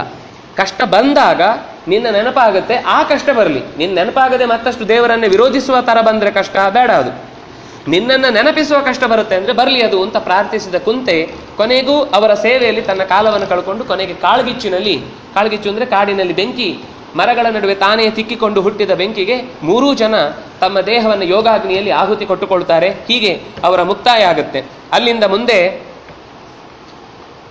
ಲೋಕಾಂತರಗತಾನ್ ವೀರಾನ್ ಪಶ್ಯತ್ ಪುನರಾಗತಾನ್ ಋಷೇ ಪ್ರಮಾದಾತ್ ಕೃಷ್ಣಸ್ಯ ದೃಷ್ಟ್ವಾಶ್ಚರ್ಯಮನುತ್ತಮಂ. ನಾನು ಒಂದು ಘಟನೆ ಬಿಟ್ಟೆ ಮಧ್ಯದಲ್ಲಿ. ವೇದವ್ಯಾಸರವರನ್ನು ಭೇಟಿ ಆಗ್ತಾರೆ ಒಂದ್ಸಲ. ಆವಾಗ ಅವಳು ಬೇಜಾರು ಮಾಡಿಕೊಡ್ತಾಳೆ, ಗಾಂಧಾರಿ, ನನಗೆ ಒಂದ್ಸರ್ತಿನೂ ನನ್ನ ಮಕ್ಕಳನ್ನು ಕೊನೆವರೆಗೂ ನೋಡ್ಲಿಕ್ಕೆ ಆಗಲಿಲ್ಲ, ಅದಕ್ಕೋಸ್ಕರ ಒಂದ್ಸಲ ನೋಡಬೇಕು ಅಂತ ಅನ್ನಿಸ್ತಾ ಇದೆ ಅಂತ. ಆವಾಗ ವೇದವ್ಯಾಸರು ಅಲ್ಲಿದ್ದ ಎಲ್ಲ ತಾಯಿಯರಿಗೂ ಕೂಡ, ಕಳ್ಕೊಂಡ ಅವರ ಸೊಸೆಯರಿಗೆ, ಇವರಿಗೆಲ್ಲರಿಗೂ ಕೂಡ ದಿವ್ಯ ದೃಷ್ಟಿ ಕೊಟ್ಟು, ಇವಳಿಗೆ ದಿವ್ಯ ದೃಷ್ಟಿ ಕೊಟ್ಟು ಎಲ್ಲರ ಮುಂದೆ ಮತ್ತೆ ಸತ್ತು ಹೋದವರನ್ನ ಮರಳಿ ತೋರಿಸಿ ಮರೆ ಮಾಡ್ತಾನೆ.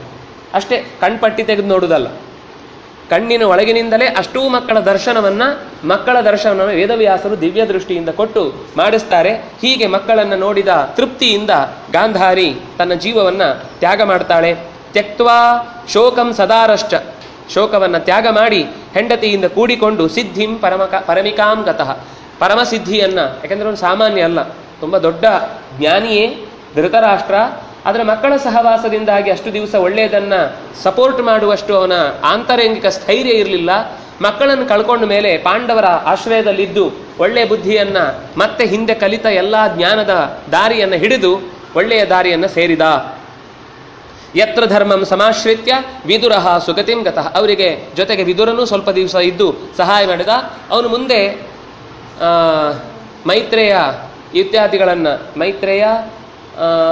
ಮೈತ್ರೇಯನನ್ನು ಭೇಟಿಯಾಗಿ, ಉದ್ಧವನನ್ನು ಭೇಟಿಯಾಗಿ ಕೃಷ್ಣ ಕೊಟ್ಟ ಉಪದೇಶದ ಸಂಗತಿಗಳನ್ನೆಲ್ಲ ಪಡ್ಕೊಂಡು ಬಂದ ಕಥೆಯನ್ನು ಹೇಳ್ತಾರೆ. ಅವನು ಕೃಷ್ಣನ ಅವ್ಯವಸ್ಥೆ ಕಥೆ ಒಂದು ಆಯ್ತಲ್ಲಿ, ಮೌಸಲ ಪರ್ವ ಅಂತ ಮುಂದೆ ಬರುವಂತಹದ್ದು. 60-70 ವರ್ಷದ ಸಾಂಬ ಅಂತ ಕೃಷ್ಣನ ಮಗ, ಜಾಂಬವತಿಯ ಮಗ. ಅವನಿಗೆ 60-70 ವರ್ಷ ಆದಾಗ ಅವನು ಹೆಣ್ಣಿನ ವೇಷ ಹಾಕಿದ್ದ ಯಾವುದೋ ಒಂದು ಮದುವೆಯಲ್ಲಿ, ದೊಡ್ಡ ಮದುವೆ ಅಲ್ಲ, ಯಾಗ, ಯಾವುದೋ ಒಂದು ದೊಡ್ಡ ಯಾಗದಲ್ಲಿ. ಅಲ್ಲೆಲ್ಲ ಖುಷಿಗೋಸ್ಕರ ಸಾಂಸ್ಕೃತಿಕ ಕಾರ್ಯಕ್ರಮ ಬೇಕಲ್ವ, ಸಂಜೆಗೆ ಬರೀ ಪೂಜೆ ಪುರಸ್ಕಾರ ಅಂದರೆ ಯಾರು ಬಂದು ಕೂತಿರ್ತಾರೆ. ಹಾಗಾಗಿ ಸಾಂಸ್ಕೃತಿಕ ಕಾರ್ಯಕ್ರಮದಲ್ಲಿ ಹೆಣ್ಣಿನ ವೇಷ ಹಾಕಿದ್ದೆ, ಯಾರಿಗೂ ಗೊತ್ತಾಗ್ಲಿಲ್ಲ ಅದು ಸಾಂಬ ಅಂತ, ಪೂರ್ಣ ಹೆಣ್ಣು. ಹಾಗಾದ್ರೆ ಎಷ್ಟು ಚಂದ ಇದೆ ಯೋಚನೆ ಮಾಡಿ. 70 ವರ್ಷದ ಹುಡುಗ ಹೆಣ್ಣಿನ ವೇಷ ಹಾಕಿದ್ರೆ ಒಬ್ರಿಗೂ ಗೊತ್ತಾಗ್ಲಿಲ್ಲ ಇವನು ಹುಡುಗ ಅಂತ. ವಯಸ್ಸಾದವನು ಬಿಡಿ, ಹುಡುಗ ಅಂತನೂ ಗೊತ್ತಾಗ್ಲಿಲ್ಲ. ಎಲ್ಲರೂ ಬೇಸ್ತು ಬಿದ್ರು. ಚೂರು ಯಾವಾಗ ನಾನಾಗ ಹೇಳಿದೆ, ನಾವು ಚೆನ್ನಾಗಿದ್ದಾಗ ಕೆಲವು ಕುಟಿಲ ಬುದ್ಧಿಗಳೇ ಬರುದು. ಇವ್ರಿಗೆ ಏನು ಅನ್ನಿಸ್ತು, ಇದ್ದಕ್ಕಿದ್ದಾಗೆ ಎಲ್ಲ ಯಾದವರು ಸೇರ್ಕೊಂಡು ಅವನನ್ನು ಕರ್ಕೊಂಡು ಹೋಗಿ ಋಷಿಗಳೆಲ್ಲ ಯಾಗ ಮಾಡಿ ಸುಸ್ತಾಗಿ ಏನೋ ಶಾಸ್ತ್ರದ ಚಿಂತನೆ ಮಾಡ್ತಾ ಕೂತಿದ್ರು. ನೀವೆಲ್ಲ ತ್ರಿಕಾಲಜ್ಞಾನಿಗಳಲ್ವಾ ಹಾಗೆ ಅಂತ ಹೇಳ್ತಾರೆ ದೊಡ್ಡವರು, ಗೊತ್ತಿಲ್ಲ. ಹಾಗಾದರೆ ನಿಮ್ಗೆಲ್ಲ ಗೊತ್ತಾಗತ್ತಲ್ವ, ಕೆಲವು ಹೇಳಬೇಕು ಅನ್ಸಿದ್ರೆ ಹೇಳ್ತೇವೆ, ಗೊತ್ತಾಗುತ್ತೆ ಅನ್ನೋದನ್ನು ನಿಮಗೆಲ್ಲ ಗೊತ್ತುಪಡಿಸ್ಬೇಕಾದ ಅಗತ್ಯ ಇಲ್ಲ. ಆದರೂ ನೀವು ಒಂದು ಹೇಳಬೇಕು ನಮಗೆ, ನಿಮ್ಗೆ ನಿಜವಾಗಿ ಗೊತ್ತಿದೆ ಅನ್ನೋದು ಪ್ರೂವ್ ಮಾಡಲಿಕ್ಕೆ ಇದೊಂದು ಒಳ್ಳೆಯ ಅವಕಾಶ. ನಿಮಗೊಂದು ಟಾಸ್ಕ್ ಕೊಡ್ತೇವೆ, ಈ ಹೆಣ್ಣು ಯಾವ ಮಗುವನ್ನು ಹೆರುತ್ತೆ ಹೇಳಿ. ಹೊಟ್ಟೆಯಲ್ಲಿ ಬಟ್ಟೆ ತುಂಬಿ ಗರ್ಭಿಣಿಯನ್ನಾಗಿ ಕರ್ಕೊಂಡು ಬಂದಿದ್ದಾರೆ. ಸಿಟ್ಟು ಬಂತು ಅವ್ರಿಗೆ, ಗೊತ್ತಾಯಿತು ಅವ್ರಿಗೆ ಕಾಣದ್ದೇನು, ಸ್ಕ್ಯಾನರ್ ಅದು, ಜಗತ್ತಿನಲ್ಲಿ ಇಲ್ಲಿ ತನಕ ಸೃಷ್ಟಿಯಾಗದ ಸ್ಕ್ಯಾನರ್ ಅದು. ಒಳಗೆ ಹೇಳಿದರು, ಇಡೀ ವಂಶವನ್ನು ನಾಶ ಮಾಡುವ ಒಂದು ಮುಸಲ ಹುಟ್ಟತ್ತೆ ಎಂದರು. ಮುಸಲ ಅಂದರೆ ಒನಕೆ, ಕಬ್ಬಿಣದ ಒನಕೆ ಹುಟ್ಟತ್ತೆ ಅಂತ. ಅಂದರೆ ನಿಂತು ಹೊಡೆಯುವ ಒಂದು ಒನಕೆ ಇದೆ, ಕೂತಲ್ಲೇ ಮನೆಯಲ್ಲಿ ಹಳೇ ಮನೆ ನೋಡಿದರೆ ನಿಮ್ಗೆ ಗೊತ್ತಿರುತ್ತೆ. ಆ ಮನೆಯಲ್ಲಿ ಒಂದು ಕಬ್ಬಿಣದ ಇಷ್ಟೇ ಉದ್ದದ್ದು ಒಂದು ಒನಕೆಯಲ್ಲಿ ನೀವು ಶುಂಠಿ ಮೆಣಸು ಇತ್ಯಾದಿಗಳನ್ನು ಜಜ್ಜು ಅಜ್ಜಿಯರಿದ್ರೆ ನೋಡಿದರೆ ಗೊತ್ತಾಗಿರುತ್ತೆ. ಅದಕ್ಕೊಂದು ಒನಕೆ ಸಿಗುತ್ತೆ. ಆ ಕಬ್ಬಿಣದ ಒನಕೆ ಹುಟ್ಟತ್ತೆ ಅಂತ ಹೀಗೆ ಹೇಳಿದ ತಕ್ಷಣ ಭಯ ಆಯ್ತು ಅವರಿಗೆ. ಯಾಕಂದ್ರೆ ಅವ್ರು ಸೀರಿಯಸ್ ಆಗಿ ಬೈದಿದ್ದಾರೆ. ಓಡಿದ್ರು, ಉಗ್ರಸೇನೆ ಎಲ್ಲ ಒಳಗೆ ನಿಂತಿದ್ರು. ಹೀಗಾಗ್ಬಿಟ್ಟಿದೆ ಅಂತ ಹೇಳಿದ್ರು. ತಕ್ಷಣ ಬಟ್ಟೆ ಬಿಚ್ಚಿದ್ರೆ ಹೊಟ್ಟೆಯಲ್ಲಿ ಬಟ್ಟೆ ಸುತ್ತಿದ ಮಧ್ಯದಲ್ಲಿ ಒಂದು ಒನಕೆ ಇತ್ತು. ತುಂಬ ಭಯ ಆಗೋಯ್ತು. ತಕ್ಷಣ ಅದನ್ನು ಪುಡಿ ಮಾಡಿ ಚೆನ್ನಾಗಿ ಹಿಟ್ಟು ಮಾಡಿ, ಯಾವ ಮಿಕ್ಸಿ ಇತ್ತು ಗೊತ್ತಿಲ್ಲ ಆಗ, ಈ ಕಬ್ಬಿಣವನ್ನೂ ಪುಡಿ ಮಾಡಬಲ್ಲಂಥದ್ದು ತಗೊಂಡೋಗಿ ಸಮುದ್ರದ ಬದಿಯಲ್ಲಿ ಎಸ್ತು ಬಿಡಿ ಅಂತ ಉಗ್ರಸೇನ ಆದೇಶ ಮಾಡಿದಂತೆ ತಗೊಂಡೋಗಿ ಎಸ್ತಿದ್ದಾರೆ. ಆ ನಂತರದ ಕಥೆಯನ್ನು ಇಲ್ಲಿ ಹೇಳ್ತಾರೆ. ಅತಃ ಪರಂ ನಿಬೋಧೇದಂ ಮೌಸಲಂ ಪರ್ವದಾರುಣಂ ಯತ್ರತೆ ಪುರುಷೌ ವ್ಯಾಘ್ರಾಹ ಶಸ್ತ್ರ ಸ್ಪರ್ಶ ಹತಾಯುಧಿ. ಎಲ್ಲರೂ ಪ್ರಭಾಸ ಕ್ಷೇತ್ರದಲ್ಲಿ ಸಂತೋಷದ ಯಾವುದೋ ಒಂದು ಕೂಟದಲ್ಲಿ ಸೇರಿದ್ದಾರೆ. ಪರಸ್ಪರ ಮಾತಾಡ್ತಾ ಇದ್ರು.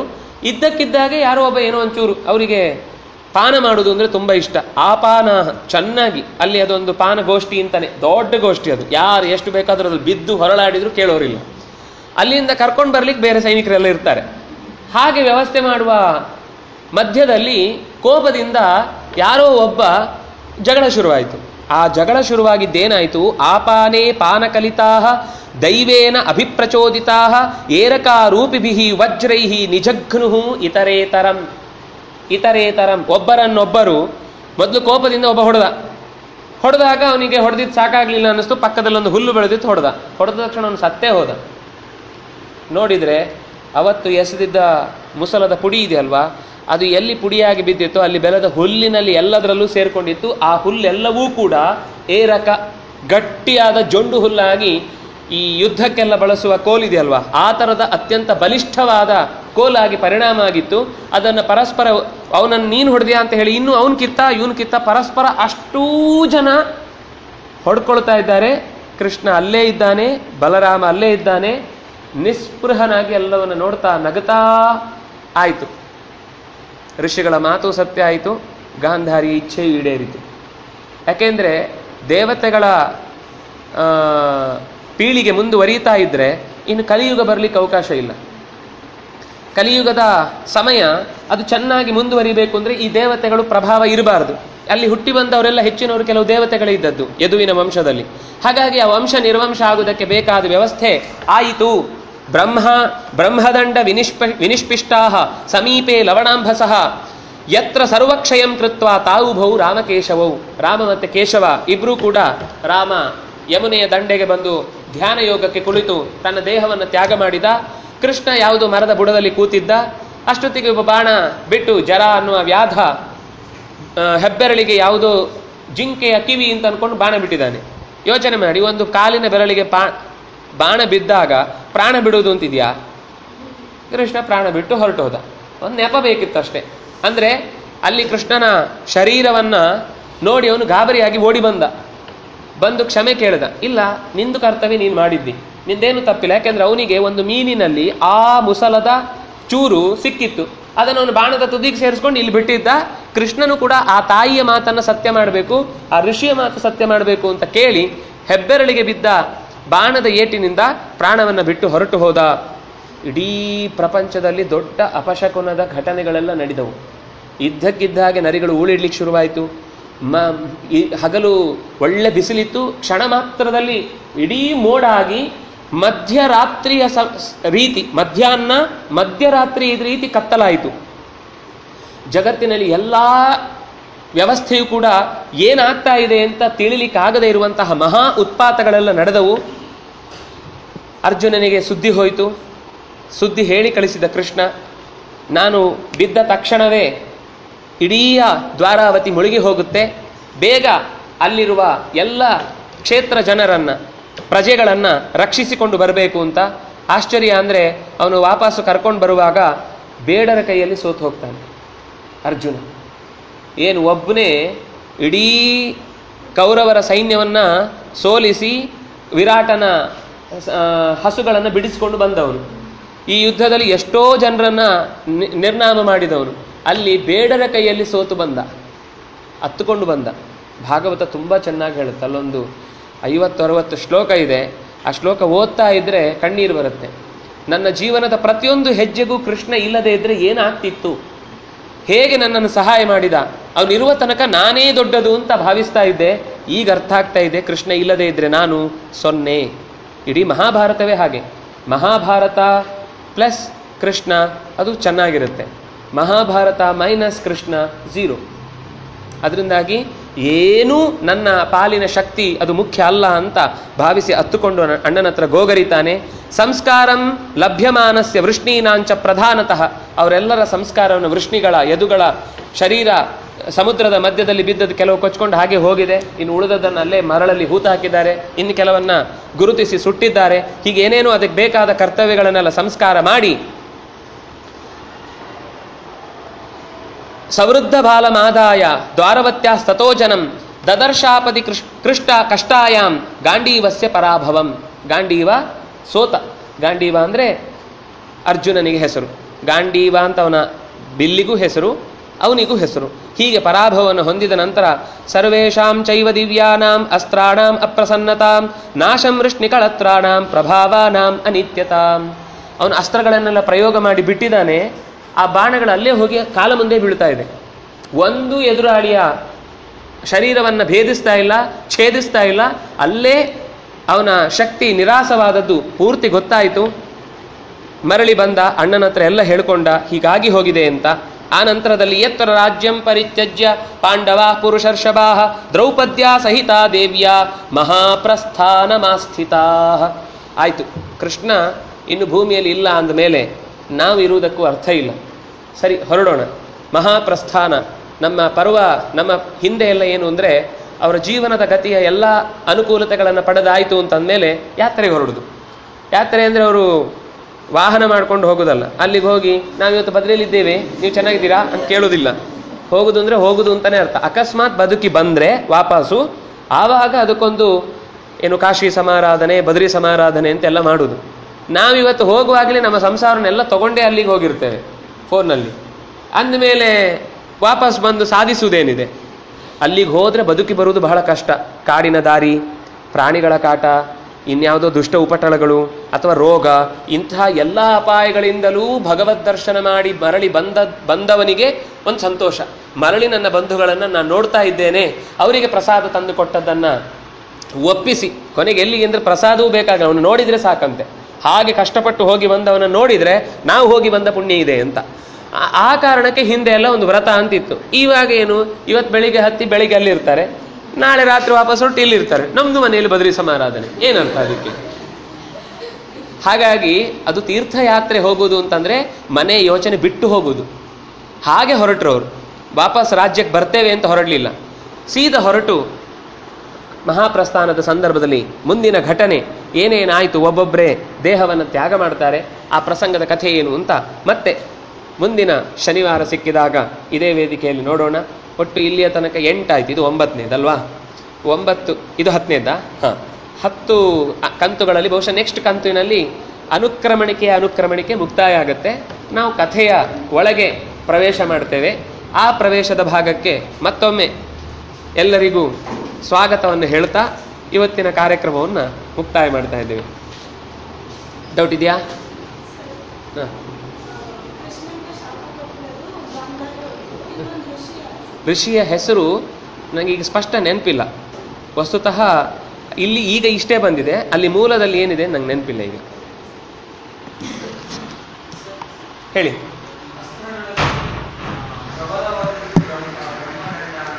ಹೌದು, ಬ್ರಹ್ಮದಂಡ ಅಂದರೆ ಈಗ ಅದು ಒಂದು ವಸ್ತುತಃ ಅವರಿಗೆ ಹುಲ್ಲು ಕಡ್ಡಿ ಸಿಕ್ಕಿದ್ರೂ ಅದು ಬ್ರಹ್ಮದಂಡ ಆಗುತ್ತೆ. ಅದೇನು ನೀವು ರೆಡಿ ಮಾಡಿ ಅದಕ್ಕೆ ಶಾರ್ಪ್ ಮಾಡಿ ತಿಕ್ಕಿ ತೀಡಿ ಏನು ಬೇಕಾಗಿಲ್ಲ, ಯೂಸ್ ಮಾಡ್ಬೋದು ಅದನ್ನು. ಆದರೆ ಯಾರಿಗೆ ಮಂತ್ರದ ಬಲ ಇರುತ್ತೋ ಅವರಿಗೆ ಒಂದು ಹುಲ್ಲು ಕಡ್ಡಿ, ಈಗ ದ್ರೋಣಾಚಾರ್ಯರು ಎಷ್ಟೋ ಸಂದರ್ಭದಲ್ಲಿ ಯುದ್ಧ ಮಾಡುವಾಗ ಅವರು ಅಸ್ತ್ರಗಳನ್ನು ಹಿಡ್ಕೊಂಡೇ ಇಲ್ಲ. ಅವ್ರಿಗೇನು ಅಂದರೆ ಆ ಶಕ್ತಿಯ ದೇವತೆಯನ್ನು ಯೋಚನೆ ಮಾಡ್ತಾರೆ, ಹುಲ್ಲಿನ ಮೇಲೆ ಅದನ್ನು ಅಭಿಮಂತ್ರಣ ಮಾಡಿ ಬಿಟ್ಟು ಬಿಡ್ತಾರೆ. ದರ್ಭೆಯ ಹುಲ್ಲು ಅಂತ ನಾವು ಇವತ್ತು ಕೇಳ್ತೇವಲ್ವಾ, ಅದು ತುಂಬ ಪ್ರಭಾವಶಾಲಿ ಅನ್ನೋದು ಇದೇ ಕಾರಣಕ್ಕೆ. ಇವತ್ತಿಗೂ ಅದರಲ್ಲಿ ಪಾಸಿಟಿವ್ ಎನರ್ಜಿ ತುಂಬ ಚೆನ್ನಾಗಿ ಸಂಗ್ರಹ ಆಗುತ್ತೆ. ಬ್ಯಾಡ್ ಎನರ್ಜಿ ಏನಾದರೂ ಇದ್ದರೆ, ನೆಗೆಟಿವ್ ಫೋರ್ಸ್ ಏನಾದರೂ ಇದ್ದರೆ ಅದು ದೂರ ಆಗುತ್ತೆ ಅನ್ನೋದನ್ನು ಇವತ್ತು ಒಪ್ಕೊಳ್ತಾ ಇದ್ದಾರೆ. ಅದಕ್ಕೋಸ್ಕರ ಗ್ರಹಣ ಕಾಲದಲ್ಲಿ ಸಾಮಾನ್ಯ ಮನೆಯ ತುಂಬ ದಿವಸ ಇಡಬೇಕಾದ ಪದಾರ್ಥಗಳಿಗೆ ದರ್ಭೆಯನ್ನು ಹಾಕಿ ಇಡ್ತಾರೆ. ಅದರ ಉದ್ದೇಶ ಏನು ಅಂತಂದ್ರೆ ಇಷ್ಟೇ ಕಾರಣ. ಆ ದರ್ಭೆ ಇದ್ದಾಗ ಕೆಟ್ಟ ಶಕ್ತಿಗಳು ಅದರ ಸುತ್ತ ಯಜ್ಞ ಎಲ್ಲ ಮಾಡುವುದು